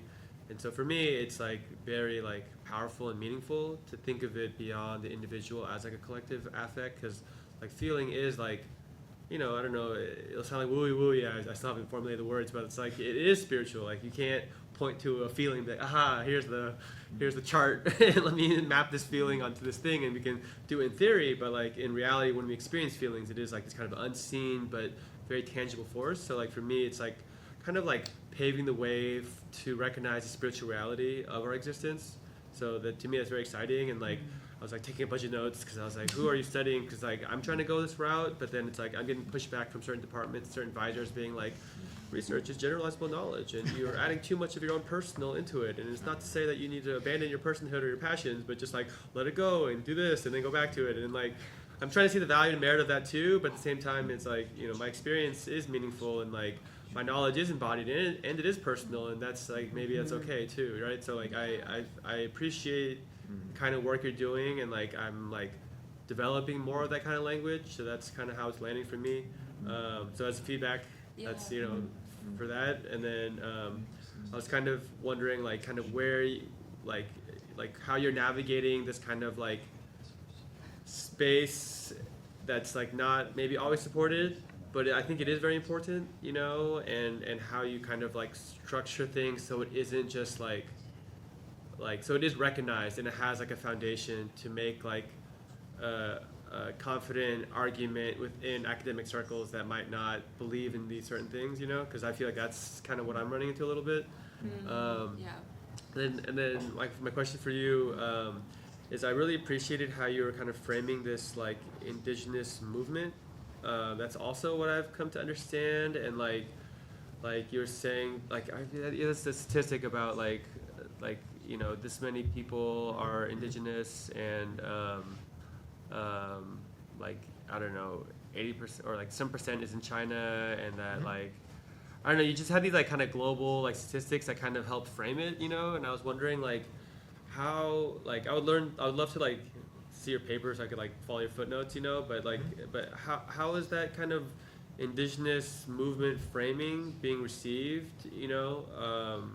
Because like, yeah, again, I'm getting a lot of pushback against some of my ideas, but they really resonate with both of you guys' kind of different takes on indigeneity, as well as kind of this solidarity and kind of shift that's needed for literally the world's sake, you know, like we're not just here for like, you know, our own like academic interest, but it's like a larger picture. And so, yeah, how are you kind of like grounding that, and how is it being received? Like I feel like it's a very big thing you're taking on, and while I do find it very important and valuable, like, yeah, I'm just curious as to how you're like framing it, and like what your experience is in it, like the lessons that you've learned of how you frame it now versus maybe like 5 or 10 years ago, you know, just because yeah, I'm trying to do that, and I'm like kind of getting pushed back, but I'm also finding allies. So like I'm kind of like in this like interesting space as an academic, as an artist, you know, as someone who does community organizing. Yeah, sure. Thank you. Well, something I noticed when you were talking about it too was like how you mentioned like you think you're observing how academia might be leading this around like talking about affect and emotions, and I think I want to like juxtapose that with how you are embodying emotions and feeling your own emotions, and how academia is pushing back against you actually, right? Like I want to point that out, yeah. And so much of like the literature work that I've been able to learn from is actually from like indigenous Black feminist scholars and activists who are not necessarily in academia. And it's only until very recently that I think academia is starting to take, like there's a so-called affective turn, right? And like take affect more seriously. So I do feel like in this situation, I think academia might be one of the last places to really center affect. And I think it is really feminist, queer, like Asian, Black, Indigenous, anime spaces, all these different spaces that have really been able to visualize and understand the connection between affect and activism and affect and like resistance, all these different things. So yeah, I just wanted to point that out. But like, I do really hear you when you say like, how do you navigate this situation? I think my advisor here can also attest to that. Yeah, like I definitely feel like I'm not a stranger to all the pushbacks that have been happening around like trying to center affect in my research work. And I think also like that sort of tension can be so taxing if you connect so deeply with it affectively, right? Because it's not just a denial of your scholarship, it's a denial of you and your peoples at the same time, right? So that's really, really difficult. And I think I'm learning more and more how like there are different ways to maybe figure this out. I think, first of all, I think I'm learning from some scholars about like citation practices and how to like make a rigorous literature framework, what is that called? Literature background, conceptual framework, like figuring out who to cite, who has name in this field, and like to be able to play that game of academia. But I don't mean this in like a nefarious way of just like copy pasting things on, but like really finding a way to advocate for the work. And I think there are many other strategies too. I think really community is really what really helped me a lot, like to be able to like come back to myself and my body and really recognize myself. I think that took a lot of like community building. And I also want to mention that like there's so much, as pointed out in the beginning, I think there's so much like intellectual work scholarship that's outside of academia. And I'm not saying that there's no space for you in academia, but I think also to like hold on par community knowledge with academia too. And so like so many different pathways then arise to move forward too. Yeah. That's great. I mean, I definitely would like to reiterate that dynamic where there's, yeah, sure, the rise of kind of formalized forms of affect theory, but as you're just saying so eloquently, like the academy is so historically set up as antagonistic to affect and to subjectivity, to all these things. And slowly are we kind of, is the deep challenges to like the kind of fantasy of objectivity starting to unravel, but in really different rates in really different places, and there'll be some people that are holding on dearly to that. So, and then in terms of my own work, like one thing too, I was just trying to point out is that these statistics, like these global statistics, are just as much as any other, like kind of the building of fact, kind of made. They're not found. They arise through lots of like joint social effort. And I found it interesting that even though I myself feel like much stronger in terms of saying indigenous sovereignty for sovereignty's sake, that what was gaining purchase was this idea of indigenous people as original conservationists, right? So that was just like kind of trying to justify their rights to land on that basis. And I remember thinking, ooh, this is a kind of precarious ground. So I just saw like in the journal Nature, somebody's now like questioning that 80 to 85% of the world's biodiversity is. Yeah, I was wondering where I just looked at my notes. I was Yeah. like, where did that come from? But That's so beautiful. It helped start from, a while ago, and this guy I know, Mac Chapin, who started like, he's the first one to kind of try to systematize, like to make that claim initially, like in the 90s, and pushing back on these major international conservation groups as saying, you guys are kind of like becoming neo-colonial. Yeah. But the best way to fight back was not to fight back on sovereignty grounds, but to say, you think you're protecting biodiversity, but these actually you're not. So I'm interested in like what sets of arguments or forces can gain ground publicly that might result in certain kinds of changes, but also try to recognize that they're tied to a certain set of claims that may not always, they may be challenged, they may be broken, they may be problematic, So this is part of too, like related to like what some people call like, or strategic essentialism, right? Where you're trying to position something for towards a certain end, but it may have certain forms of like precarity. Okay, it's about time, and it's already past the time that for this panel, but we have a wonderful discussion. Let's give a great round of applause to. So we have a break till 3 o'clock. Okay, great. In that case, our next panel is hybrid because Jiun-Yu and Tai are both joining this remotely. But I will hand it over to Margaret, who is the moderator for the session. Yes. Thank you so much, Jiun-Yu and Tai. So both of you are online now. So I already see that Jiun-Yu already gave us a maroon that you can hear us clearly, right? Good. Okay. Thank you so much. And the microphones for this session are the ones that are mounted above your head. So we're not using the shared mics. We're using these mics. Yeah. So when we have a Q&A session, we will have questions and stuff. Okay. I have a question. Okay. Just kidding. Okay. So today we have this honor to have Jiun-Yu. So Jiun-Yu is an alumni from UW, and now he's like a project researcher at the National Museum of Ethnology in Japan. And also we have this honor to have Tai.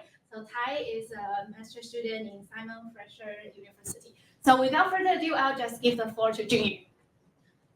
Okay, but I want to make sure that technically, because we moved from one laptop to a desktop, I want to make sure that Jiun-Yu, can you advance the slides on your own? Okay, can you guys hear me? Yes, perfect. Perfect, thank you. Let me see if I can advance the slide. Present.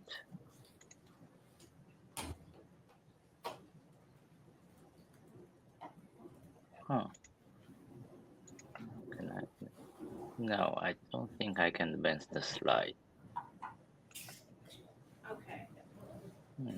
I think the slides are coming from my screen, so from the laptop. Yeah, so I can advance them. Yeah, I think you'll have to advance them. Okay. So Jiun-Yu, just let us know when you want to advance the slides, and then Ellen will advance them. Okay, sure. Okay. Thanks. And so I'll just get started. All right. Good afternoon from Osaka, Japan. Thank you, Margaret. First, I would like to thank the Taiwan Studies program and the workshop organizers and all the participants. Today, my presentation is titled Reframing Interpretations from Within, Indigenous Heritage and the Researcher Agency in Museum Context. I will use a recent case at the National Museum of Ethnology in Japan, commonly known as Minbaku, as a starting point. Next, please. Before diving into the main topic, I would like to show a major event currently happening in Osaka. Expo 2025 is underway and will run through mid-October. If you are considering attending this world-class event, I recommend visiting Osaka earlier, either before July or after August, to avoid like super hot summer. Next, please. And this time, Taiwan is participating under the name Tech World. When I visited this pavilion, I noticed that a familiar phrase in their introductory display, with the mountains, with the cloud, and us. The 山云与我们. This phrase is the title of a book by Kano Tadao, 陆野忠雄, a naturalist during the Japanese colonial period in Taiwan, who made significant contributions from natural sciences to social sciences. Next, please. Interestingly, this is not the first time Osaka area has hosted a World Expo. The 1970 Expo has held in the same park where Minpaku is now located. Only a few structures from that time remains, and the Tower of the Sun remains one of its iconic landmarks. The small photos in the bottom shows the view right outside Minpaku today. Next. This year in Japan, several major events are happening. Besides the World Expo, Japan also issued new currency bills, like the upper left. The 10,000 yen bill now features Shibusawa Eiji, often called the father of Japanese capitalism. His grandson, Shibusawa Keizo, was a successful politician and a strong supporter of ethnology. Keizo sponsored many researchers, including Kano, and his private collection eventually became one of the foundations of Minpaku. Over the years, Minpaku has maintained very close ties with Taiwan, particularly with indigenous community.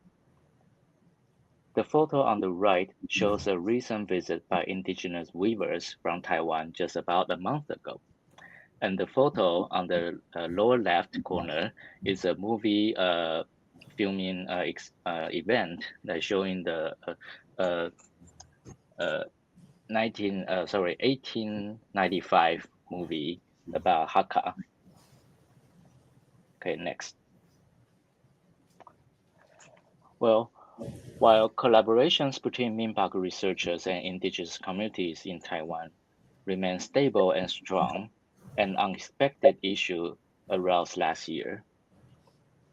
A claim was raised by the Taipei Economic and Cultural Representative Office in Tokyo concerning that the exhibition of Taiwan indigenous materials at Minpaku. This claim originated from a Taiwanese indigenous legislator and was formally transmitted through diplomatic channels to Japan's central government, then passed down to Minpaku. Next, please. This controversy initially started with a Japanese commentator who criticized Minpaku for placing Taiwan and its indigenous peoples under the regional cultures of China exhibition. He argued that this classification reinforced Chinese political narratives and called for corrections. His critique, shared through online posts and the newspaper articles, quickly drew public attention in Taiwan. Both scholars and civil groups voiced concerns, and emphasizing that the distinct culture and historical identities of indigenous Taiwanese peoples separating from China's ethnic minority framework. Next, please. To be honest, when I first visited this exhibition, when I come into Minpaku and work here, I was also surprised and somewhat uncomfortable. However, I could understand the broader political complexity at play.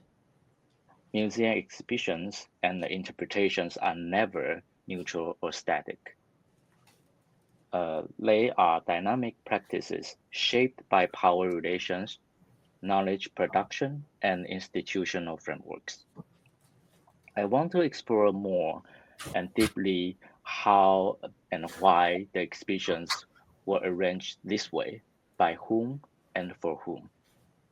Especially given that Minpaku researchers have long maintained strong professional and also personal relationships with stakeholders in Taiwan. Next, please.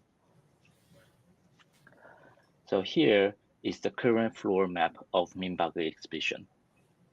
While the overall layout has not changed much, the content has evolved significantly over time. As I mentioned earlier, museum exhibitions are not a neutral action. How collections are classified and displayed reflects power structure, diplomatic pressures, and historical context. Japan's complex historical experience, having been both colonized, nations and a colonizing empire has produced that IDA 2025 described as an ambivalent political status. This complexity is also evident at Minpak. Next, please.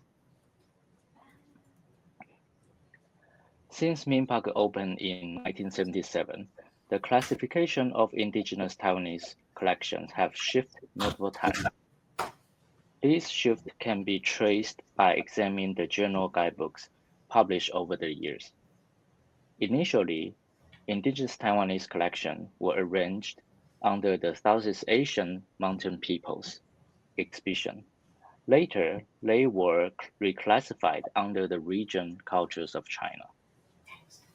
This evolution reflects not only changing academic paradigms, but also the ways Minpak has navigated Taiwan's sovereignty issue and cross-strait political pressure. Next, please. Here, I will examine how indigenous Taiwanese cultures were represented in Minpak general guidebooks over time. Next, please.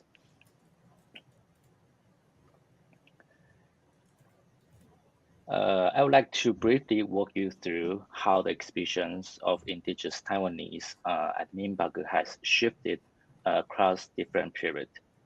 These are the general guidebooks from 1977 to the most recent 2017 version. Although not every single edition is shown here, the key revisions and milestones are all included. Next, please. When Minpak first opened its permanent exhibitions in 1977, indigenous Taiwanese collections were placed under the Southeast Asian exhibition. They were categorized alongside other mountain peoples based on cultural ecology perspective. However, following external protest that Taiwan should not be classified as a part of Southeast Asia, Minpak gradually adjusts its approach. Next, please. In 1983, the museum established a new exhibition titled Region Cultures of China. However, Taiwan was deliberately excluded from this new exhibition. This shift reflects both normalization of diplomatic relations between Japan and China, PRC, in 1972, and the broader political sensitivities surrounding Taiwan's status. Next, please. Although the physical artifacts representing Taiwan's indigenous culture were gradually removed from the exhibition, the revised guidebook in 1986 and kept printing until 1993 started to reintroduce Taiwan in another context. To be specifically, Taiwan's appear in a discussion on East Asian languages, particularly Sino-Tibetan and the Austronesian languages. Next, please.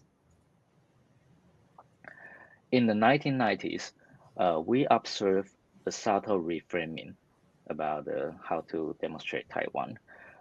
A special exhibition in 1993 presented Taiwan as a part of Tony Liuzo's cross-regional research result. Taiwan was embedded within the narrative of his research, rather than represented as a distinct national or cultural entity. By 1994, the museum moved a step further, organizing a thematic exhibition directly focused on indigenous Taiwanese people and their culture. This exhibition highlighted both traditional continuity and the revitalization of indigenous cultures. Next, please. In the 1996 guidebook version, we can observe two distinct exhibition logic.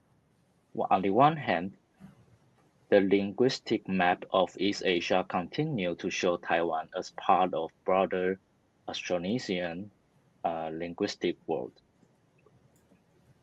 On the other hand, in the ethnic map of China, Taiwan's indigenous people were classified under the mountain people, or said Gaoshanzhu. Next, please. Then, in 2002, a new section on the indigenous Taiwanese was incorporated into the regional culture of China exhibition. This time, the section was framed through Kano Tatao Luye Zhongxiong naturalist collection, with an emphasis on the history of material to avoid static or outdated portraits of Taiwan's indigenous people. In the early 2010s, under the influence of globalization and evolving, changing curatorial practices, the exhibition was reconstructed again, blending traditional collections with contemporary indigenous craftwork. However, the exhibition space was significantly reduced. From 2014 onward, new works by contemporary modern Gavilan, Baiwan, and the Dayang artists were added, emphasizing cultural revitalization and collaboration between indigenous people in Taiwan and Minbaku. Despite these changes, sadly, indigenous Taiwanese material remain within the overarching framework of regional cultures of China. Overall, this shift demonstrates how Minbaku negotiated political sensitivities while gradually creating space for indigenous Taiwanese voices. Next, please. Here's a summary. There are too many words here, but here's a summary table outlining the pivotal revision across the journal guidebooks, which I just told you. And it shows how classification strategies shift in response both internal academic debates and external political pressures. Next, please. Since Minbaku first opened its exhibition in 1977, as I said, the classification of indigenous Taiwanese artifacts has shifted again and again. Initially, it's classified under Southeast Asian mountain peoples, right? And those collections were later reclassified under region cultures of China. This was not simply an academic decision. It reflected deeper negotiations around Taiwan's sovereignty and cross-strait political issues. Importantly, those changes did not always come from clear top-down institution policy. Instead, they emerged through long-term researcher initiatives. Initiatives and internal negotiations. In fact, many updates to Minbaku's exhibitions were driven by research-led interventions. For example, Nobuyashi Atsushi played an active role in redesigning part of the exhibitions in both 2002 and 2014. Next, please. If we look closely at the current exhibition of the regional cultures of China, we can spot some subtle clues of researcher agency. For instance, although the PRC and Taiwan are both labeled on the map, but the font style and the size are exactly the same. And furthermore, the exhibition space for indigenous Taiwanese artifacts is physically separated. It is located in the corner of the exhibition hall, marked by the original circle here on the lower right picture, but not grouped with the minorities of China section, indicated by the red circles. Next, please.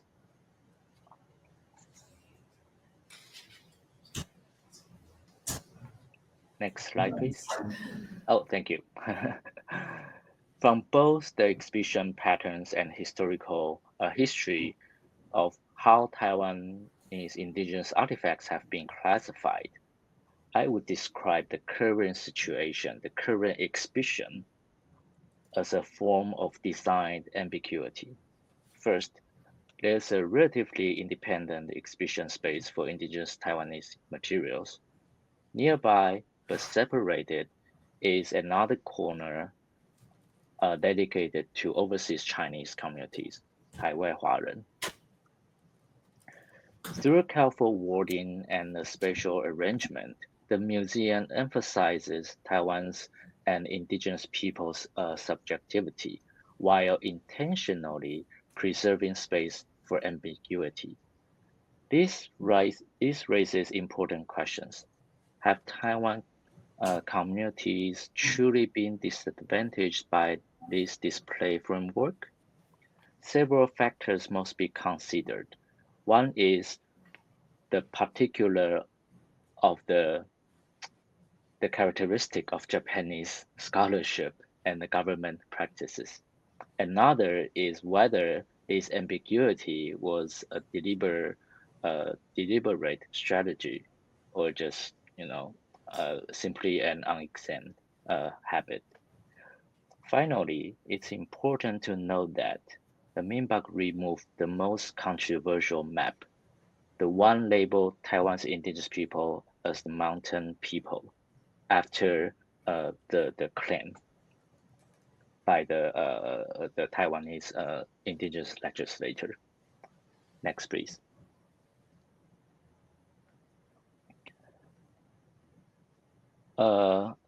As I move into my current research project on Taiwanese indigenous smoking pipe at Minbak, it becomes clear that understanding institutional factors will be crucial if I ever need to curate a public exhibit. Collaborative method will be essential. To explore how collaborative exhibitions practices can take shape, I would like to briefly introduce 3 case studies. Very quick. Next, please. The first case is a Crucial Odyssey at Berg Museum on UW campus 2 years ago. Margaret and I served as a local curator for this mini exhibit. This project was a collaborative effort between UW's Taiwan Studies Program, the Indigenous Peoples Cultural Development Center, and the indigenous community from Taiwan. It showcased the artifacts from Taiwan, Amis, and Atayal peoples, combining physical displays and online components. The exhibition also featured workshops led by indigenous artists, focusing on traditional craft like beadwork and hand tattoos, promoting cultural exchange and mutual learning. Next, please. The second case is Seeing Shilaya, curated at the Tainan branch of the National Museum of Prehistory in Taiwan.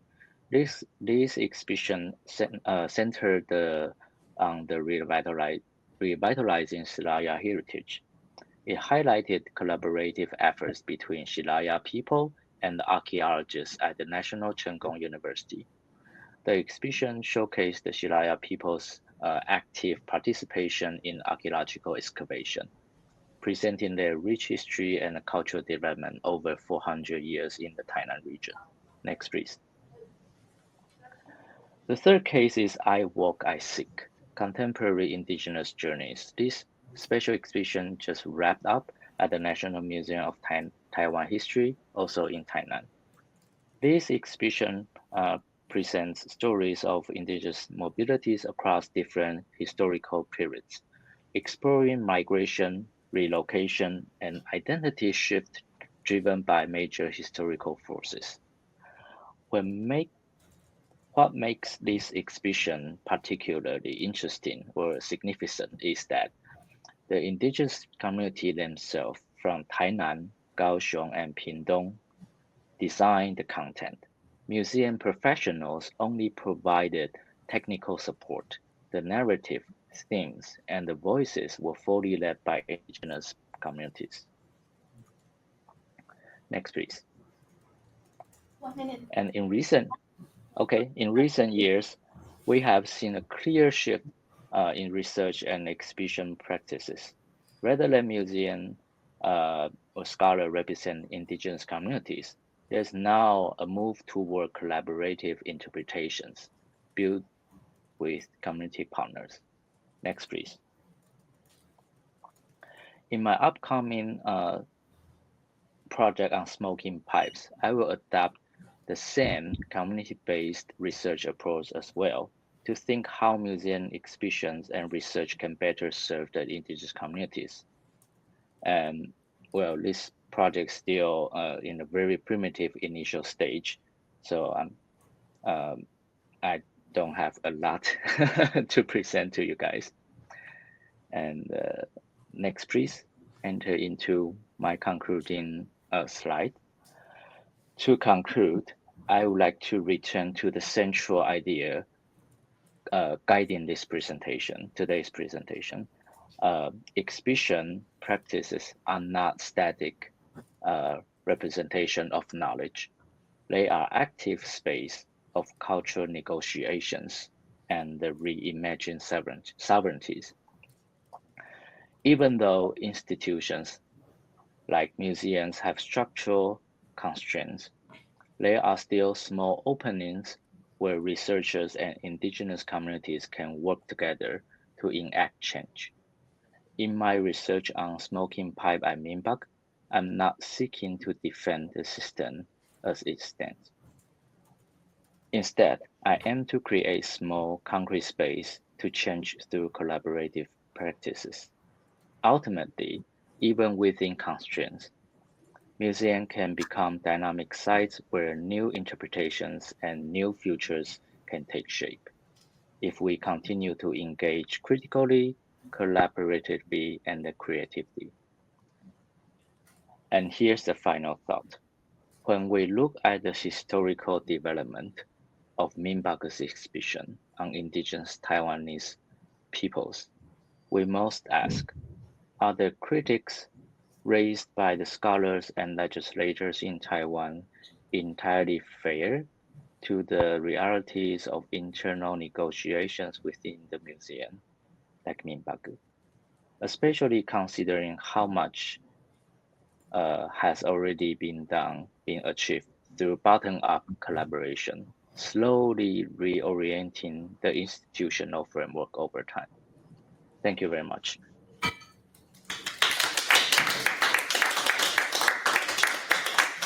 you so much, Dr. Jiu-Yu. So now we give the floor to Tai. Hi, everyone. Can you hear me? Yes. Awesome. Hi, everyone. I'm overjoyed to be able to be virtually joining you today from Taipei and very much wish it was possible to be in the room with all of you. As of right now, I have been documenting Asian Indigenous relations in action at the 2025 Jade Music Festival in partnership with the Asian Canadian Special Events Association. It's here that I've had the chance to make further connections and engage in dialogue with Indigenous filmmakers and artists from across Taiwan, where we continue to discover how much our lived experiences overlap despite much different settler colonial histories, geographies, and socio-political contexts. I'm privileged to virtually deliver my presentation today, entitled Transpacific Taiwanese Settlerhood, Doubly Orienting Towards Indigenous Lands and Life. As you will come to find out, I think it is quite fitting that this presentation is being delivered transpacifically via internet cable infrastructure that transgresses through countless sovereign indigenous nations and lands. Next slide, please.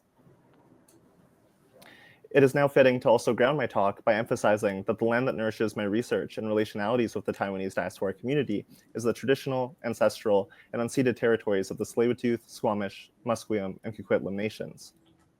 From the other side of Pacific, my heart is with the Filipinx community in Vancouver, given the violent attack that occurred at the Lapu-Lapu Festival on April 26. As I've been producing this presentation in Taiwan, I'm thinking and feeling with the Filipinx community as I continue to do the hard work along with Asian Indigenous Relations Collective of building coalition across our communities. Next slide, please. In terms of who I am and how I arrived at these commitments to the Taiwanese diaspora, I'm Tai Bryant, and my pronouns are he, him. I'm a master's student in anthropology at Fraser University, quite close by to UW, and I'm the co-founder, co-director of research and operations at Asian Indigenous Relations Collective. a collective of over 30 BIPOC academics and community members spanning various Indigenous nations and Asian diasporic identities.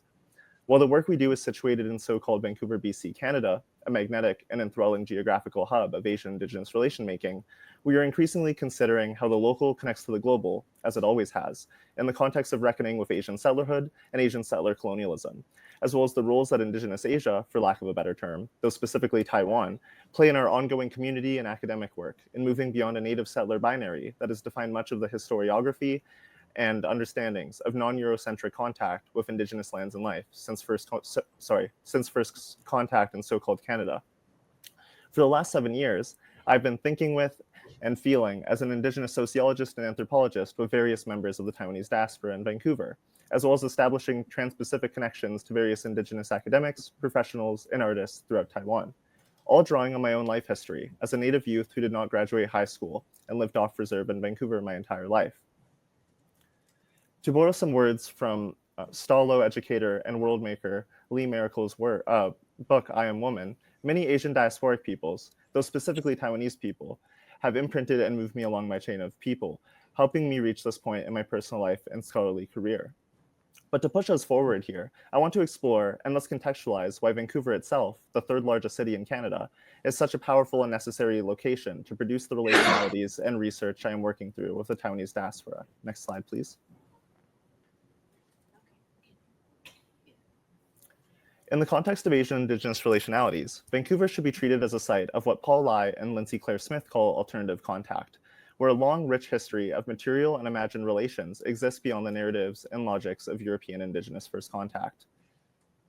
Therefore, we can begin teasing out in terms of how the Taiwanese diaspora are reckoning with their roles and responsibilities towards Musqueam, Tsleil-Waututh, and Squamish host Indigenous nations and lands as racialized settlers co-opted into the settler colonial regime of Canada.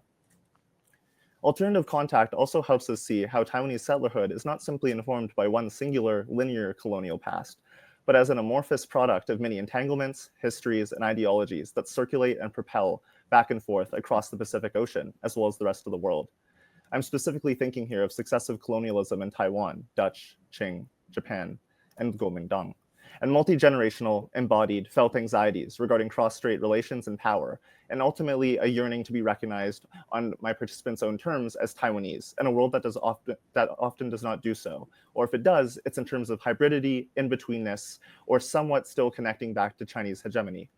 This does not even account for the ways in which a race to claim Taiwan sovereignty and differentiate from China often perpetuates Indigenous dispossession and the erosion of sovereignty. More on that later. In terms of demography, over 2/3 of Taiwanese-born individuals who immigrated to Canada after 1985 decided to make homes for themselves in Vancouver. These stats do not even account for second generations and beyond who have at least one parent who is Taiwanese and who were born and raised in Vancouver. Altogether, we can see numbers-wise the strength and longevity of Taiwanese presence on Musqueam, Squamish, and Tsleil-Waututh territories. Over 2 decades ago, in 2002, Zhou Zhuo Chu posed a question regarding Taiwanese presence in Vancouver that has remained unanswered. I've also repurposed this question and anchored it to my ongoing master's research. Have the Taiwanese diaspora, as agents of change upon making homes for themselves in Vancouver, perpetuated settler colonialism and Indigenous dispossession? To also add on to Chu's work, a large, substantial Taiwanese presence in these lands does not make the diaspora immune to broader paternalistic associations with Chineseness. To make matters worse, prominent historiographies in Asian Canadian studies, with wider readership than academia, of Chinese Canadians in Vancouver, by Ang and Yi, fold Taiwanese peoples and their lives, especially from a Han-Chinese settlerhood perspective, into a grander narrative of the successes of the Chinese diaspora in their immigration pathways and subsequent homemaking activities, attempting to further legitimate the Taiwanese diaspora as Chinese. From this one example, we can already see how this connects to the power and pull of specific narratives regarding one China, and how cross-strait relations bleed over into a predominant urban space such as Vancouver. Shifting our lens to general works on the Taiwanese diaspora via master's theses, dissertations, and community authorship allows us to see the ways in which the Taiwanese experience in Vancouver has been validated and understood as Taiwanese, yet still neglects to connect Taiwaneseness to settler colonialism in any way beyond what Chu did in their article with a question at the end. Next slide, please. Another example I'd like to point to here is the 2020 self-published book, Metro Vancouver, Overseas Taiwanese Voice and Power by Lai Ren Chu. Irregardless of my comments to follow, this is a fantastic celebration of Taiwanese-ness and a deeply needed contribution to media that validates the Taiwanese diaspora and their contributions to and unique, specific experiences of Musqueam, Squamish, and Tsleil-Waututh lands. Much of the book is drawn from the work done as part of a project team Tai Da graduates talk about things in Vancouver, a bilingual research initiative combined with notes and observations of Chus, who document over 2 decades of overseas Taiwanese diasporic activities spanning 1999 to 2019. This also speaks locally to the reach and significance of the National Taiwan University Alumni Association in Vancouver, as well as the Transpacific connections that allowed for this book and research team to operate and make sense of Taiwanese diasporic experiences in these lands.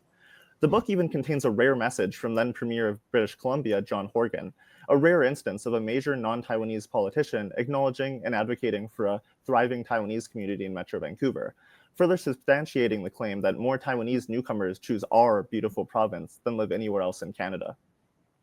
Though what I will say is what I think is missing from both this message from Horgan and the whole book is any acknowledgement of Indigenous lands and life, as without the stewardship and resilience of host nations, the ongoing project of building out the overseas Taiwanese legacy, as the book proclaims, would be impossible. To use some of Horgan's language, how innovative and welcoming is British Columbia as a province within Canada when it continues to largely fail in its commitments to truth and reconciliation with Indigenous nations, who face lengthy, difficult treaty processes to achieve any semblance of justice and self-determination in the face of settler colonialism, which continues to erode sovereignty. To that end, I also wonder to what extent an overseas Taiwanese legacy is something to be proud of if it is built upon the dispossession of Indigenous peoples, lands, and life across not just one geography, but multiple. This is the tricky crossroads my project continues to be located at, both validating and amplifying Taiwanese experiences and voices while grounding these moving stories and ongoing identity work in the context of devastating, long-lasting processes and transnational Pacific logics of settler colonialism, which often fails to render Asian-Indigenous relations as legible or something worth exploring and decentering whiteness as an anchor for coalition building. As I will come to explain further, Asian-Indigenous relations are antithetical to settler colonialism and its native settler binary, challenging notions of liberal multiculturalism, reconciliation, and peace, order, and good government that Horgan's message touts and substantiates. Next slide, please. In order to do the unfathomably difficult work, in the context of a master's thesis, of tackling the invisibility and marginalization of Taiwanese-ness, as well as grounding such in settler colonial critique, it is necessary to enact an Asian-Indigenous horizontal ontology, which entails a co-constitutive rather than a juxtapositional framework that comes from Larissa Lai. To put it simply, this can look a lot more similar to something a relationship therapist might tell a struggling couple. It is both of you against the problem, rather than each other being the problem. In this case, the problem at hand is the superstructure of settler colonialism. Go back a slide, please. The problem at hand is the superstructure of settler colonialism and roles and responsibilities to host nations and Indigenous lands and life globally that result from beginning to consider yourself as a settler, a guest on these territories, rather than a sovereign citizen with an understanding of the self that is tethered to Westphalian notions, such as Canada and the United States, and or a vested stake in Taiwanese-ness becoming validated through recognition on the global stage as a sovereign national actor, which again can further the erosion of Indigenous sovereignty, lands, and life. This is all the more important as an Indigenous sociologist and anthropologist who is inheriting the baggage of paternalistic, extractive research paradigms, as well as a history of anthropologists who have historically utilized Taiwanese-ness as an opaque looking glass through to understanding Chinese-ness, another way in which Chinese hegemony is reinforced within academia and beyond. Over the last year of my research and work with Asian Indigenous Relations Collective, I've come to the conclusion that relation building across our communities is in and of itself an output.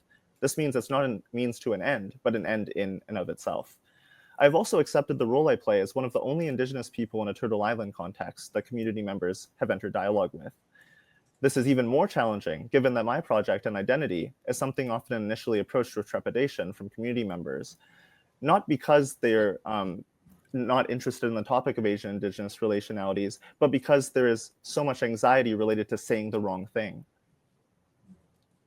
I'm also one of the first people in a Turtle Island context, one of the first Native people in a Turtle Island context that my participants have engaged with beyond Indigenous peoples in Taiwan, that they've come into contact with through volunteerism, media products, stereotypes and ideologies, as well as through activism.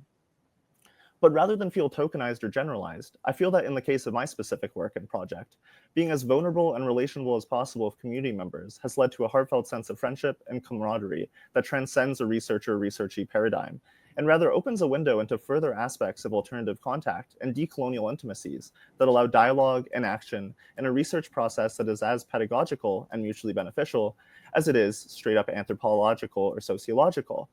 This is wholly transformative, additive to rather than subtractive from intellectual rigor and theoretical grounding.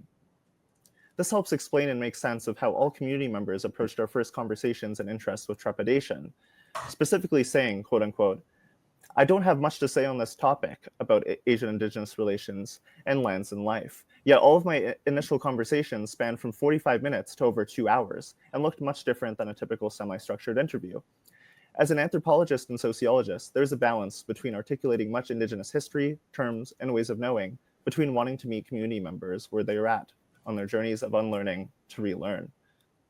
Next slide, please.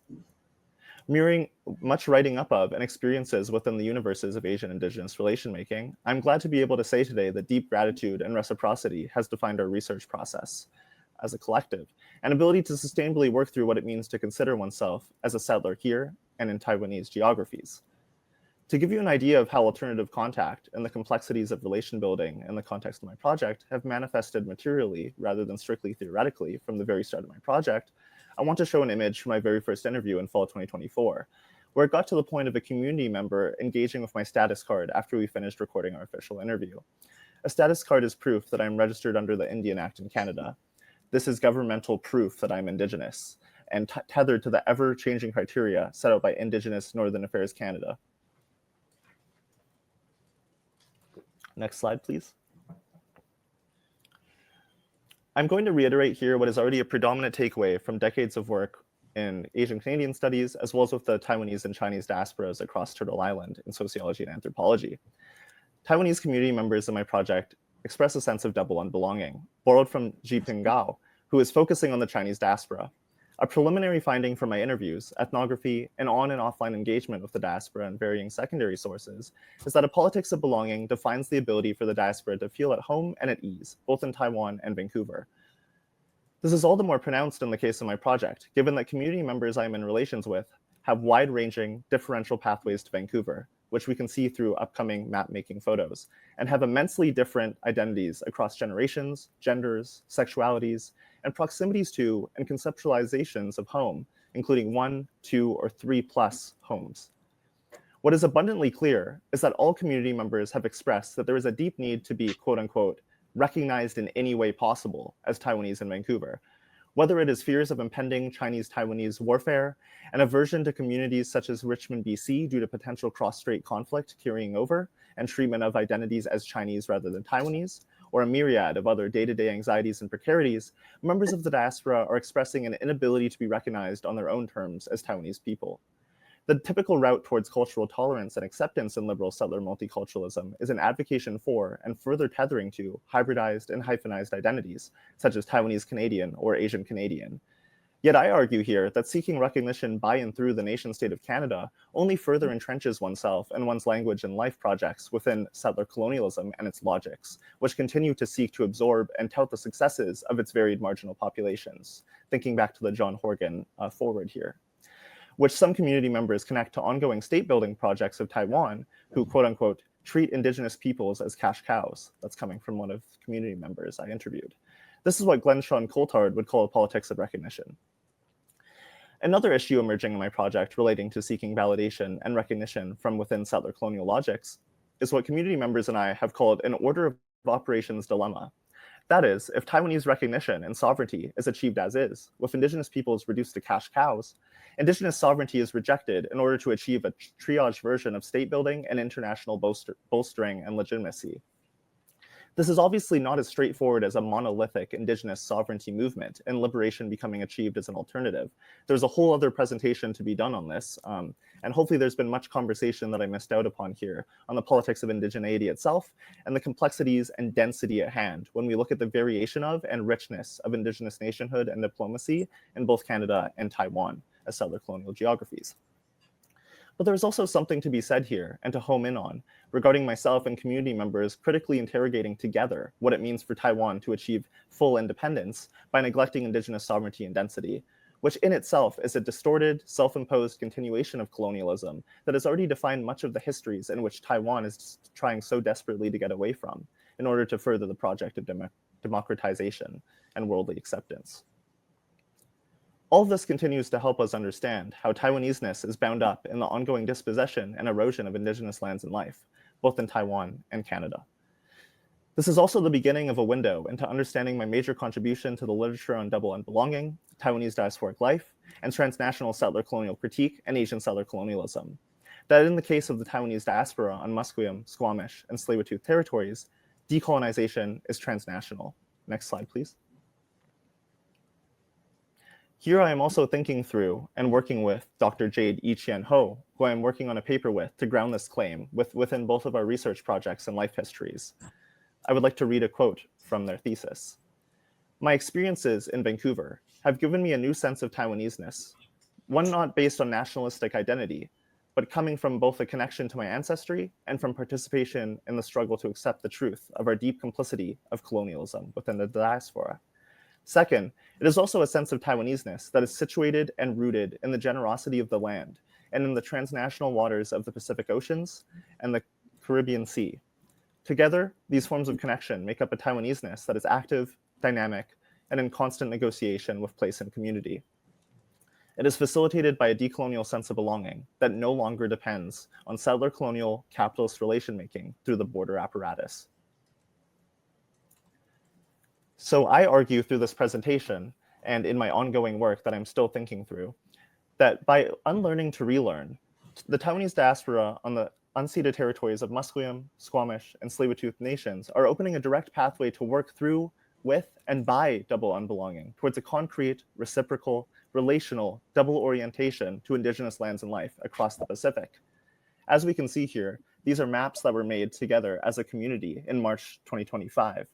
And in these maps, it's not maybe not so easy to see on the screen. I'm not sure how zoomed it is on your end, but there are different types of maps related to family pathways and immigration pathways to so-called Canada and then so-called Vancouver.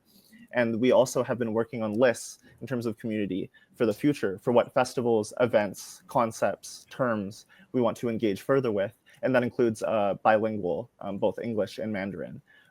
Though I can get later to the dilemma of having to navigate bilingualism as a monolingual researcher who's just beginning to learn Mandarin now. Next slide, please. Something else to consider is that I am also applying the double orienting concept to myself, not just on my participants and in the general field of literature that I'm working within, as I am a guest on Musqueam, Squamish, and Tsleil-Waututh territories as a member of Weebakay First Nation, which is by the colonial called Campbell River on Vancouver Island, as well as my engagement in Taiwan across Indigenous lands and communities. Here you can see Asian Indigenous Relations Collective website, where we are producing a digital archive of resources related to Asian Indigenous relationalities, as well as ongoing blogs, events, and future initiatives that you can keep tabs on. So you can scan the QR code or visit us at asianindigenousrelations.ca. Next slide, please.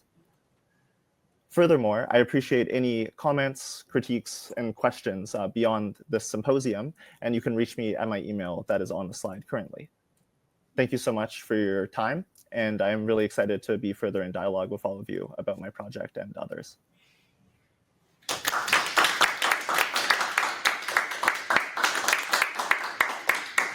Thank you so much, Yi and Tai. So now we'll first collect questions in person here. And for friends online, welcome to just post your questions and I'll be monitoring. Okay, so let me just first invite people in the room. Do you have any questions to Tai or to Jiun-Yu or both?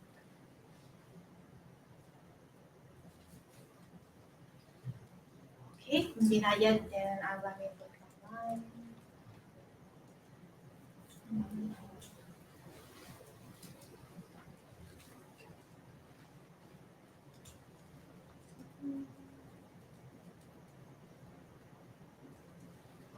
So I think, well, we are still waiting for people like wrapping up their thoughts and asking the questions. I think I'll just start it. for both of you. So for Jiun-Yu, I'm so happy that to see you again and see you in the field of in the museum, because for like in 2023 we co-curated this exhibition at Burke Museum, which is so meaningful to me, I'll say. And for many of my works after that, I often come back to so many things when we are curating this exhibition. So I think my question is that now you are in Osaka as a Taiwanese scholar. How do you see yourself? Like especially in the role as a researcher and in the role especially like given this recent incident you just introduced us about the problematic map and so many things. Can you share with us more about your experience working in Osaka in Minbaku? Yeah, and to share with us what is mean to you, and do you have like some of like a personal reflection to it? Thank you. And then for Thai, I know you are currently in Taiwan, in Taipei, right? Yeah. So, and especially like you have some like community building and interviews. So can you maybe share with us some of the like interaction now you are currently in Taipei that really stuck in your mind? Like something you feel actually like, oh, I didn't thought of that. It's kind of like a challenging, because you be here and you know that. Before you be here, you didn't know that. Can you share out some of this? Okay, thank you.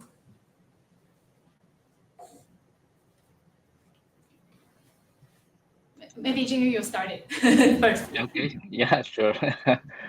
Thank you, Margaret. Thank you for your question, which is like very big question. And I also treasure the time working at Berg and co-curate the mini exhibition with you. I think that's a really it's like my treasure to step into museum practice, because as an archaeologist, I'm not trained as working in a museum. Like it's really it's in the very last stage in my PhD training. So, and I step into museum practices, and then after that, I become more and more engaged. And working here in Minbagu, I think one thing very special thing is Minbagu is not only a museum but also a educational institute. So you get to bump into graduate student, not undergrad but graduate student, and so professors. They are not only researchers; they also consider about teaching, so how to transmit their knowledge to the student. And the other thing is it's a museum of ethnology, right? So when the museum was established, it's mostly focused on overseas communities and cultures, but still the overall researcher number is not very big. That said, almost like every region, each region or a certain culture, there's just one scholar. So like my supervisor, Yi-tze Lee, he is the Taiwan specialist in Minbagu.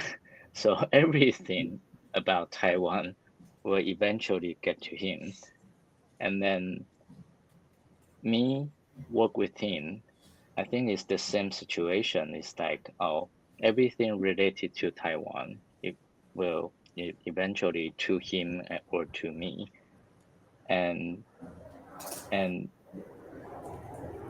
the other aspect of this situation is everything I do, everything I say, representing Taiwan. Yeah. So I'm happy with it, but I'm also have some certain pressure of it. Yeah. It's a heavy responsibility. Yeah, and speaking of the, you know, the event, the incident since last year, because the legislator Wu Lihua she's still pursuing after these things, but I would say that when I don't know how to compose this sentence, because I'm not work in Japan, and work in Japan and travel in Japan is a very different experience. Yeah. So when entering into work mode, Japanese is another type. Yeah. So I think this incident cannot be dealt with through so-called official diplomatic channel, because in reality, just for now, there's no official diplomatic relationship between Japan and Taiwan. So when you go through this official channel, they were like, what? They cannot comprehend this thing. Yeah. So that's why I said we should just keep doing what we always do, doing bottom-up collaborations and changing the institutional constraint gradually. Yeah. Thank you so much. Thank you. Okay, so Tai? Yeah, thanks so much for the question. And I'm going to use this to further explore my own relationship to the double orienting framework that I use in my research, because I think it's just as applicable to me, despite me not being a settler in the same way. I'm thinking of my relationship to my Coast Salish cousins as still a guest in territories in Vancouver, despite being born and raised there. And the sense of imposter syndrome that I've developed about being urban Indigenous youth throughout my life, and how that's carried over to Taiwan, but almost completely healed or started a healing journey for me by being recognized by Ami filmmakers or different Indigenous peoples in a Taiwanese context as somebody from a sovereign Indigenous nation back home. Which completely allows me to kind of lift a weight off of my shoulders in my engagements here, because I truly feel seen and recognized as Indigenous, and that kind of just allows me to let me think through this. Compartmentalize away sort of those like anxieties and politics of still being a good guest back home. I'm having that in mind, of course, but over here, it's more so an Indigenous to Indigenous exchange, a transnational exchange of ideas and stories and perspectives. So that's been very unexpected, especially because I still am at the end of the day a sociologist and anthropologist. And just because I'm Indigenous doesn't mean that I'm not thinking through these protocols and ethics on the academia side and balancing that with Indigenous methodologies. Because there is a very large, high stakes weight attached to my research as somebody who isn't in community itself. That's a commonality I have with other anthropologists who are not from Taiwan. But I will say that my experience as somebody with Indigenous identity allows me kind of a completely different window here, and kind of like completely has reformulated my approach to my research back home or when I'm here in Taiwan. So yeah, that's kind of what I've been thinking through. And it's just been a very like overwhelming emotional trajectory to be able to be seen and validated from the outset, and that allows me to kind of have way less anxiety about my own indigeneity, and that's a sense of decolonization being transnational, even for me as an Indigenous person, not a Han Chinese settler. Yeah. Thank you so much, Kai. And I also see is that a plastic bag, like sitting on a chair in the back, the red and white plastic bag. Yeah. Okay. So what about? Yes. Yeah, thank you so much for both of your presentations. Like, you're so engaging and great to see. I would love to join this Asian Indigenous Relations Collective. So I will shoot you an email. I definitely typed it out. My name is Che, and I've been identifying as like Indigenous Korean probably for the last like 7-8 years, and then that was really taught to me by like my elders in this territory, Coast Salish territories, and it brought me to this like journey to kind of reconnect back to my culture and my own Indigenous practices and spirituality, and it's kind of changed like everything I do, from art to organizing to now, you know, even scholarship. Brought me back to school. I think for like one of the big messages that like my elders are telling me is that it's like we need to kind of move past the isms, and like decolonization is like an important step, but like I'm being pushed to just like indigenize now, and like that indigenizing now inherently has decolonial things in it, but it's just like there's like this backwardsness in how we relate to each other and ourselves, that we just need to like not just recognize our backwardsness and talk about being backwards. We just have to like move forward, you know. And like I've been trying to find different ways to do that and embody that through different practices and music and dance and like ritual. And like I've also been trying to like kind of find community, and I've kind of like you were saying, like I find it outside of my community, like interestingly enough. So it's amazing that you're doing that work. And like I was wondering, like with this kind of double unbelonging part, I feel like it's like a double decolonization. It's like a negative. I don't know. Like it's hard for me to like wrap my mind around it. So I was wondering if you could kind of explain that more further, and then kind of what you think about this, like, not to say decolonizing is important, but just kind of like indigenizing now, like concept. I'm wondering how that lands for you in the work that you're in. And then I was also interested in like these 35 people that are in your collective, like kind of what's like kind of the cultural makeup? Are they all kind of focused on like one kind of thing, or is it like, does everybody kind of bring their own thing to it, or like how is that organized, you know? And like, I don't know, where would I fit in? So that's some of my questions, and I'm super, you don't have to answer all of them, but it's just, I'm very excited and just so honored to like know someone doing this work and be connected in this space. And then for Jiun-Yu, sorry for messing your name.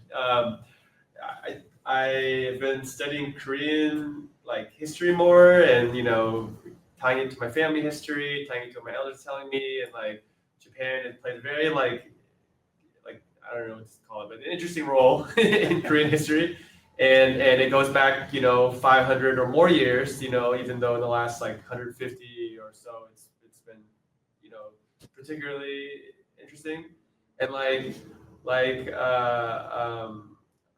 but in your talk you talk about how Japan is in this like interesting space that was both colonized and it was a colonizer, but like I don't know, that the being colonized part, I always thought of Japan, and I feel like in the history books they're seen as the country that hasn't been colonized in the East, and the reason why they weren't was they essentially like, I don't know if you want to call it this, like I don't know if it's academically correct, but they colonized themselves and they had the whole Meiji Restoration, got rid of the samurai culture and took up kind of Western ways of being and militarized and became like a colonial force, imperial force.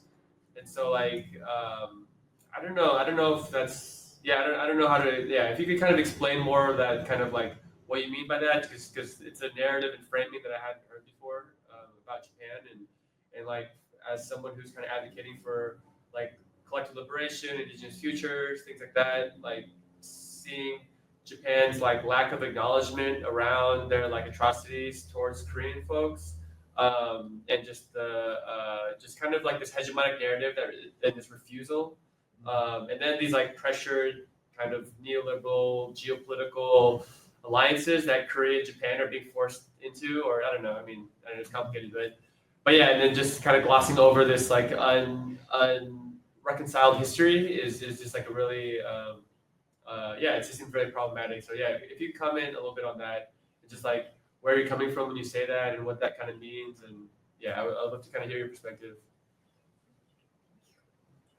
Yeah, I can go first. And yes, I will answer everything you asked for sure. I would love to. I'm fully game for that. So I really want to start at double unbelonging, just because I'm continuing to work through this, and I've really been consulting the literature for a really long time on double unbelonging. And while I find so many important lessons and takeaways from it, as I mentioned in my presentation, the way I personally read it, or at least I'm in relation to it, is that it's still tethered to the idea of in-betweenness between nation states, or at least like the idea of an imagined community and collective that's already more in alignment with, again, the Westphalian, like labeled nation state instead of indigenous kin and relation making. So where I come in with doubly orienting to indigenous lands and life, and this is also a part of the Asian Indigenous Relations Collective, is really reimagining these histories and futures that are more so grounded in indigenous lands and life as your primary orientation to land and relationality and your own life history. And that's really tough work. But I think that at least allows a window out of this kind of trap of having to reconcile with these really tough, tangible experiences of not quite being legible in the ways that community members want to be, whether it's in a Taiwanese context, whether it's other countries that they kind of go through on their way to Canada, or even trying to get PR or other aspects of becoming a legible citizen. That isn't to say that these things don't have a meaningful impact on the lives of my participants. Like, of course, this is something I'm also like thinking through and working with in the context of the socio-political reality of just existing right now. But I'm very much interested in these types of conversations and dialogues and actions being taken as part of this project that is part of a larger tethering to indigenous lands and life, and thinking about histories and reframing your own life, not just conceptually, but what it actually means for you to have settled on indigenous lands, as opposed to just the nation state of Canada and trying to become a citizen of Canada. That can coexist while also reframing, what does that mean for my relationalities to the host nations, and what can I tangibly do as a member of community? But the last part of this is also scale, because obviously as an anthropologist, snowball sampling has been really helpful in doing this type of work, but I would never say in this presentation or through my research that this is emblematic of a community-wide reckoning in terms of Taiwanese-ness. There's just so much diversity and variety and experiences and potential conversations to be had, and bringing it back to bilingualism as well, not fluent in Mandarin. And obviously a lot of my participants are more so leaning towards English, whether or not they're second generation. So yeah, that's just really challenging, but that's kind of what I've been thinking through in terms of double unbelonging, and then that linking to a double orientation. So that's kind of why in my abstract, I'm also talking about denaturalizing or fracturing. This isn't like a simple binary jumping over to the other side. You've decolonized, everything's in the clear. It's more so a really like great window to start a very long-term process. But then that relates to the concept of time. And when we're talking about indigenizing now, that's something that's on my mind all the time. Even elders across Asian diasporas here, who unfortunately have been telling some of us on the collective that time is running out, like they want to tell their stories. And we want to be able to take action and learn from these stories and histories, whether they're in the canneries and in British Columbia or on the streets, and different layers of activism related to anti-Asian racism in Vancouver, or Indigenous rights and title, and Indigenous land defenders linking arms with Asian communities.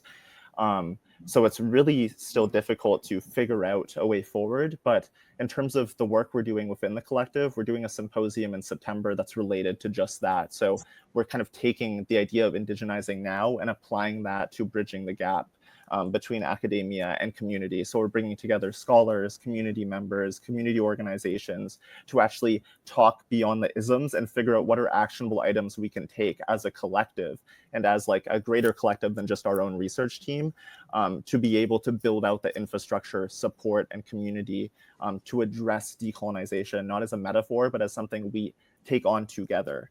And obviously not producing more labor for the indigenous members of our team in terms of like having to take the lead on all of that, because a lot of my intention in starting this with co-founders is to be able to actually address Asian settler complicity. And of course that has to come from the lived experiences and a lot of discussions within Asian communities, but then also factor in indigenous voices, such as my own. So that's what I'm thinking about. And in terms of your potential role, I don't actually have much to pitch you beyond the fact that you can do anything you want as part of the collective, as long as it's tethered to our overall like missions and statements. And you can check out the site and like our ongoing initiatives. There's so many places to slot in. Just briefly, we're doing work across arts and culture as a main pillar. We're doing community work and we're doing academic work. And those are intersecting and sometimes divergent. And yeah, it's a big, great mess of work we're doing, and it's really difficult. So that's kind of more or less what we're up to, and would love to have you on board. So yeah, that's, I think, everything for the most part that you were asking. Let me know if I missed anything. Thank you for that. Thank you, Ty. Yeah.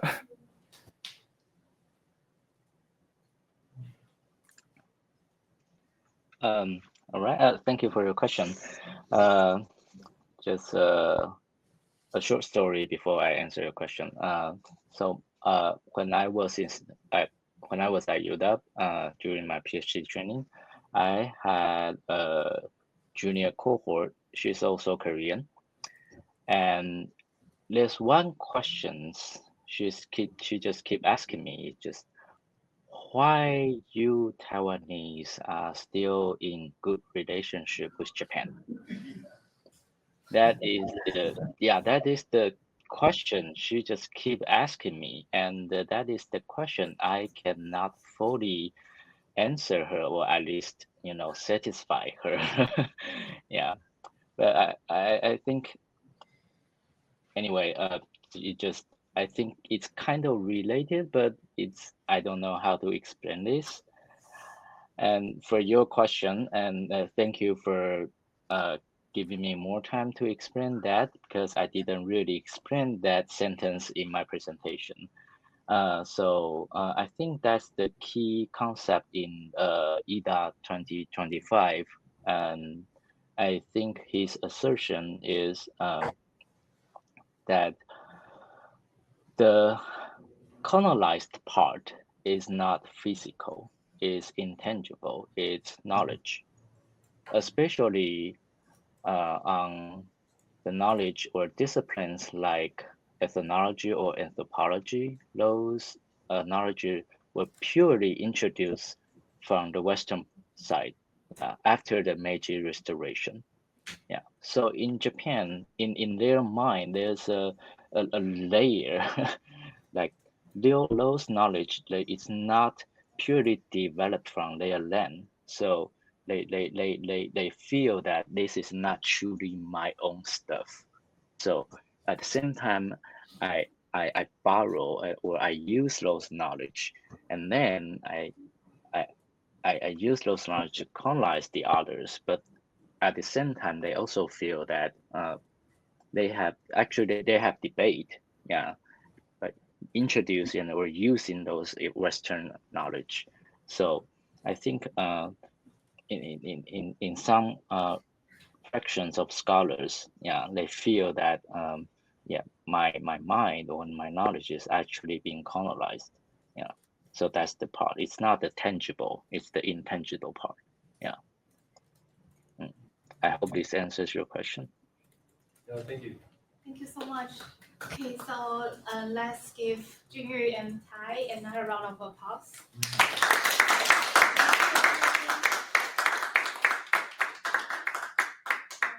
you both so much. And now we are moving to the concluding discussion. Thank you, Margaret, for moderating the last panel. So the concluding discussion, we have a little bit less than like 17 minutes. Originally, I envisioned this as an open forum where Yi-tze and I might begin by offering some of our thoughts, but then we're going to open it up to all of you in case you had thoughts that would tie the different presentations together. And so I had a couple thoughts that maybe I can start with, and then I'll pass it on to Yi-tze. Okay. One of the things that struck me through, I think, all of the presentations so far has been thinking about the workshop theme of Asian indigeneities. I don't want to say what does indigeneities mean, I guess too reductive, but thinking about the process of forming indigenisms. Charlie and I just talked last Thursday in our class, in my graduate seminar. We just read Paul Barclay and Scott Simon's books on indigenous peoples in Taiwan. And it struck me thinking about Paul Barclay's arguments. When Paul first came to give a book talk here at UW, he didn't title his talk the title of his book, which is Outcasts of Empire. He titled it, "Where Do Indigenous Peoples Come From?" And when I first read that, I'm not a scholar of Indigenous studies. When I first read that, I was like, what a silly kind of talk. I mean, where do they come from? But he didn't mean it quite literally. He meant, where does the idea of an Indigenous peoples comes from? And once you read the book, you see that what he means is he's arguing against Ron Neeson's idea that Indigenous peoples arose in the post-World War period.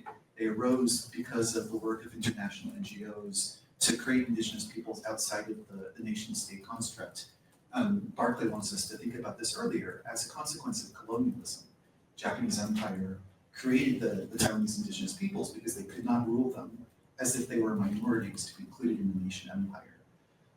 And seeing all of your talks, right from the very beginning with Sarah's talk, when Sarah told us that she didn't think about herself as Ryukyu until very recently. And I thought, wow, this process of indigenization is one that is ongoing and one that cuts across all the research. And I think even to Tai and Jiun-Yu's research, I think we get a sense of how indigenous peoples are constructed in the museum, the Japanese National Museum of Ethnology, how that construction changes over time.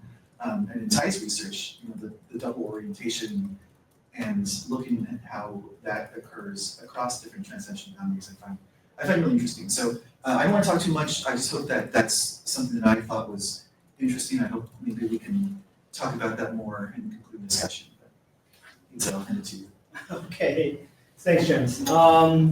Yeah, I think today's the workshop actually touched upon lots of contemporary issues. Like in the morning, we are going through the youth agencies, the idea about cross-border or the transnational identification through colonial period, then about the education like in the community-based system, and the idea of that system being willful or the kind of a resilient project.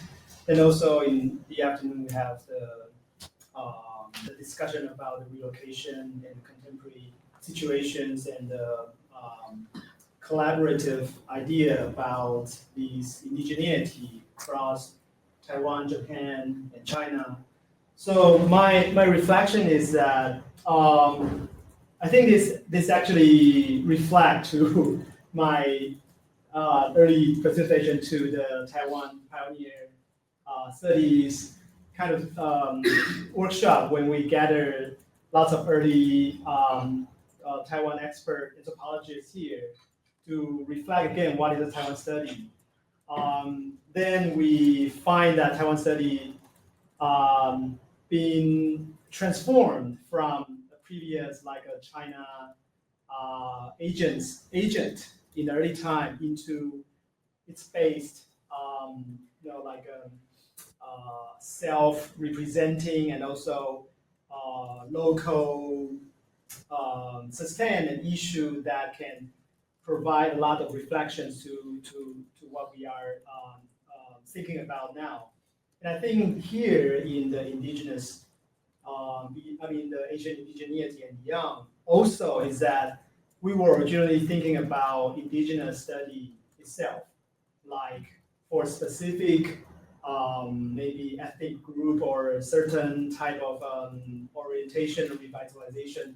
But then we realized there's a transformation from the area study into a new connection of the indigenous people or indigeneity into new representation or new agency that represents multiple possibilities in current situation. That also reflects to what we can define what is nation state, what is the colonial experience, what is the understanding about the current project's reflection to the indigenous people. So I think this is this type of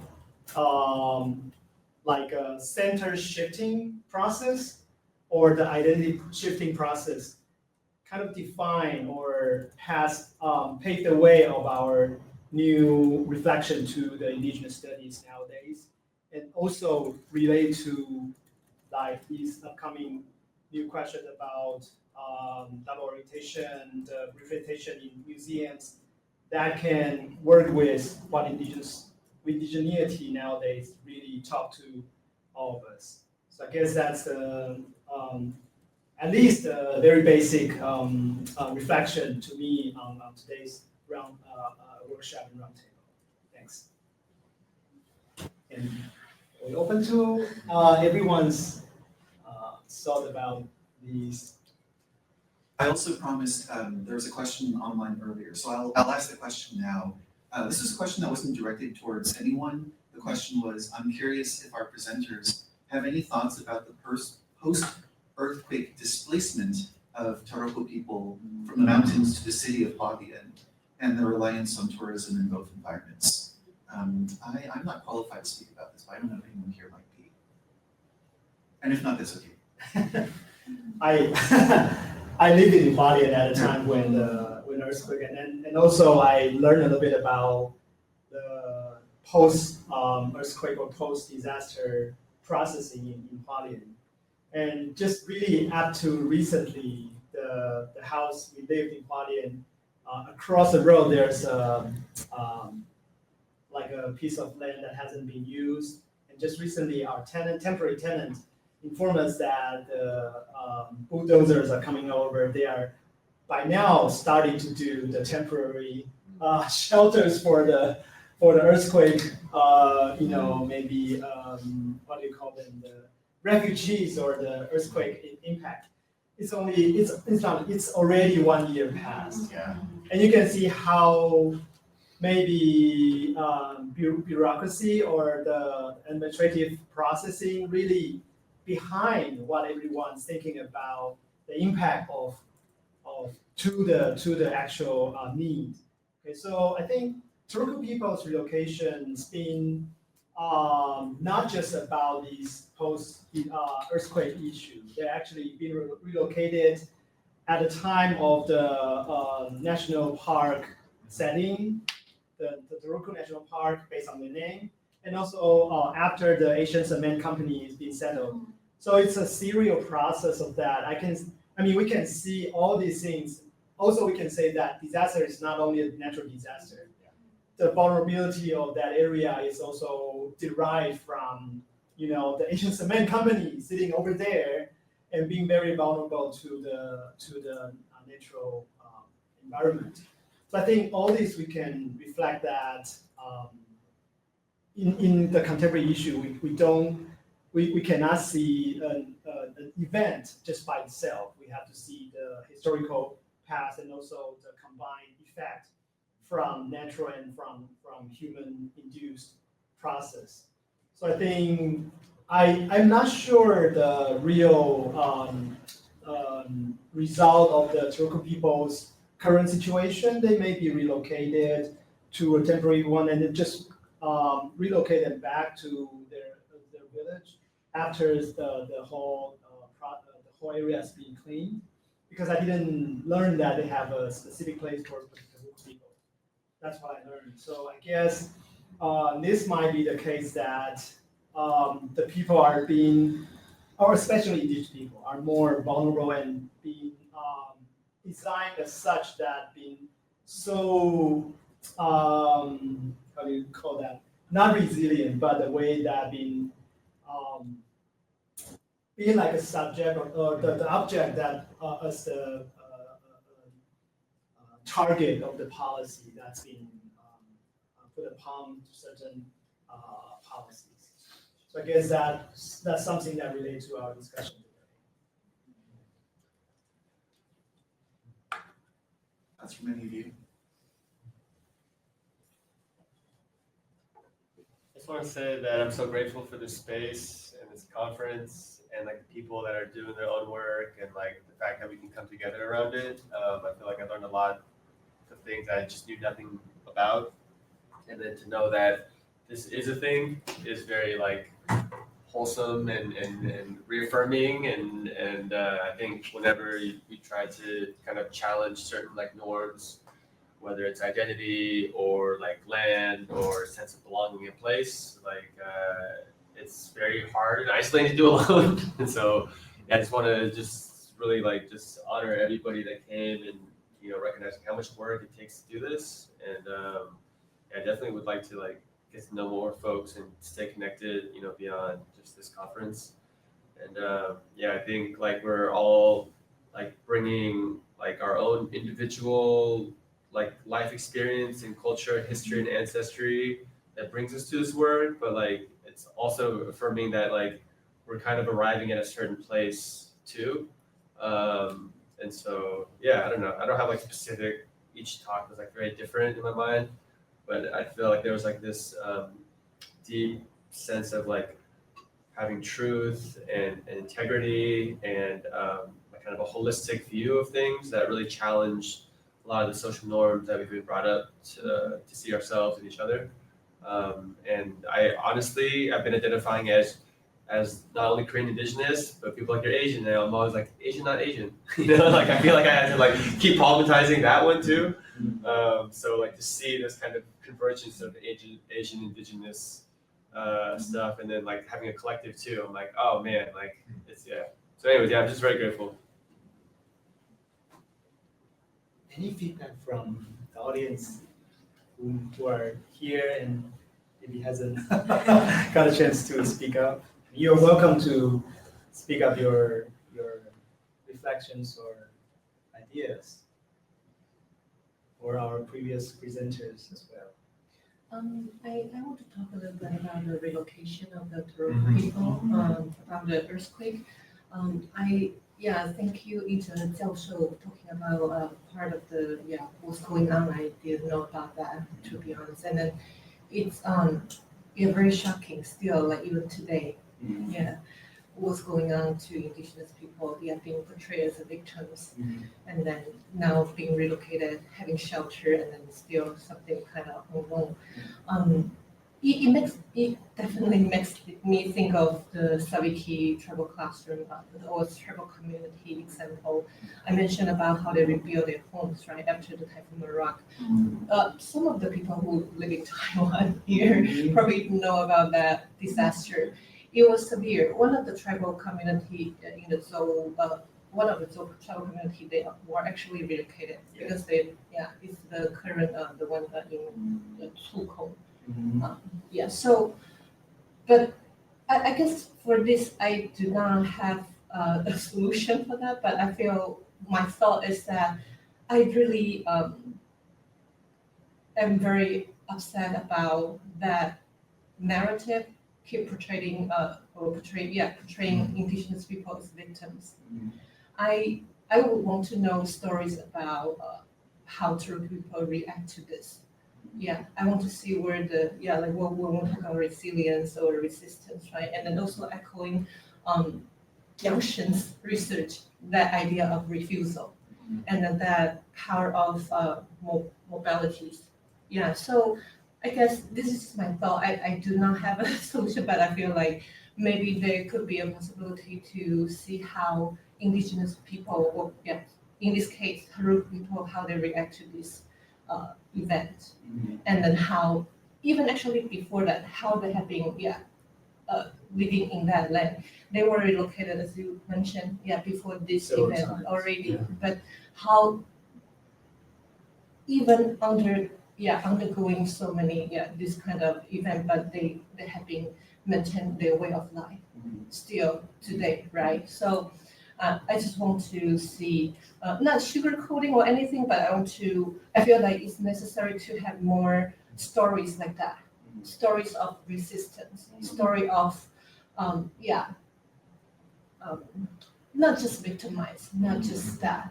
And I think this is important, to really center back to how they react to that, their voices and their needs, their aspiration, and just all of this. And then other than that, I will share my, how I feel today. I'm sorry, I wasn't able to ask questions. But I'm so, just really grateful to be here today. To be honest, after graduation last year, I kind of lost my motivation of being in academia. But I feel today kind of, getting me back a little bit. I feel it reminds me of why I started in the first place. And then, so I just feel so honored to be able to learn, to learn from all of you guys. It's just fantastic. Yeah, all the knowledge that a lot of those I didn't know, and then it's just in my mind, a lot of mind blowing coming constantly, and yeah, I'm very honored to be here again today to be with you all and be in relation with you all. Yeah, so that's all I have. Any cues? Oh, it's not that. Yeah, one more comment if anyone wants to have any last thoughts. I want to add on, but I also really want to hear from folks who haven't spoken. If you feel comfortable, I also don't want to pressure. I feel like listening in of itself is like participation too. Yeah. But yeah. Can I say something? Yeah, of course. Hi, my name is Amy. I'm from Hualien, Taiwan. I'm Vietnamese. Yeah, I'm really glad I'm here today. Actually, after during the workshop, I keep thinking that I'm actually an outsider. I'm not a scholar. All of you are scholars or researchers, but I'm just a regular people here. But because I'm interested in listening how people what are you guys doing in the studies of indigenous people? And actually, originally I was sorry, my English is limited, so maybe I cannot speak clearly about myself. Yeah, I was originally wanting to attend Professor Lee's workshop event May 8th. Okay. A friend of mine just told me last night, and I searched on UW's website and found there is a workshop today. So I told my daughter and asked her to come with me. She left earlier. Actually, I think I'm in the generation of Margaret's parents, in that generation, and I feel ashamed of myself that I didn't teach much about my own culture to my children. I really admire that Margaret is doing this, and doing this to your kids, and then let them know their roots. Yeah, really good. Good job. Thank you very much for sharing. I appreciate that. I just want to be respectful of our staff's time because they have a lot of work ahead of them to clean up for, so Ellen and Noe have to stay here and clean up. So I want to make sure we have enough time. Let's give a round of applause. I'd like to thank all of you for participating in the workshop and making it a success. Thank all of you. Thank you to Ellen and Noe and Senna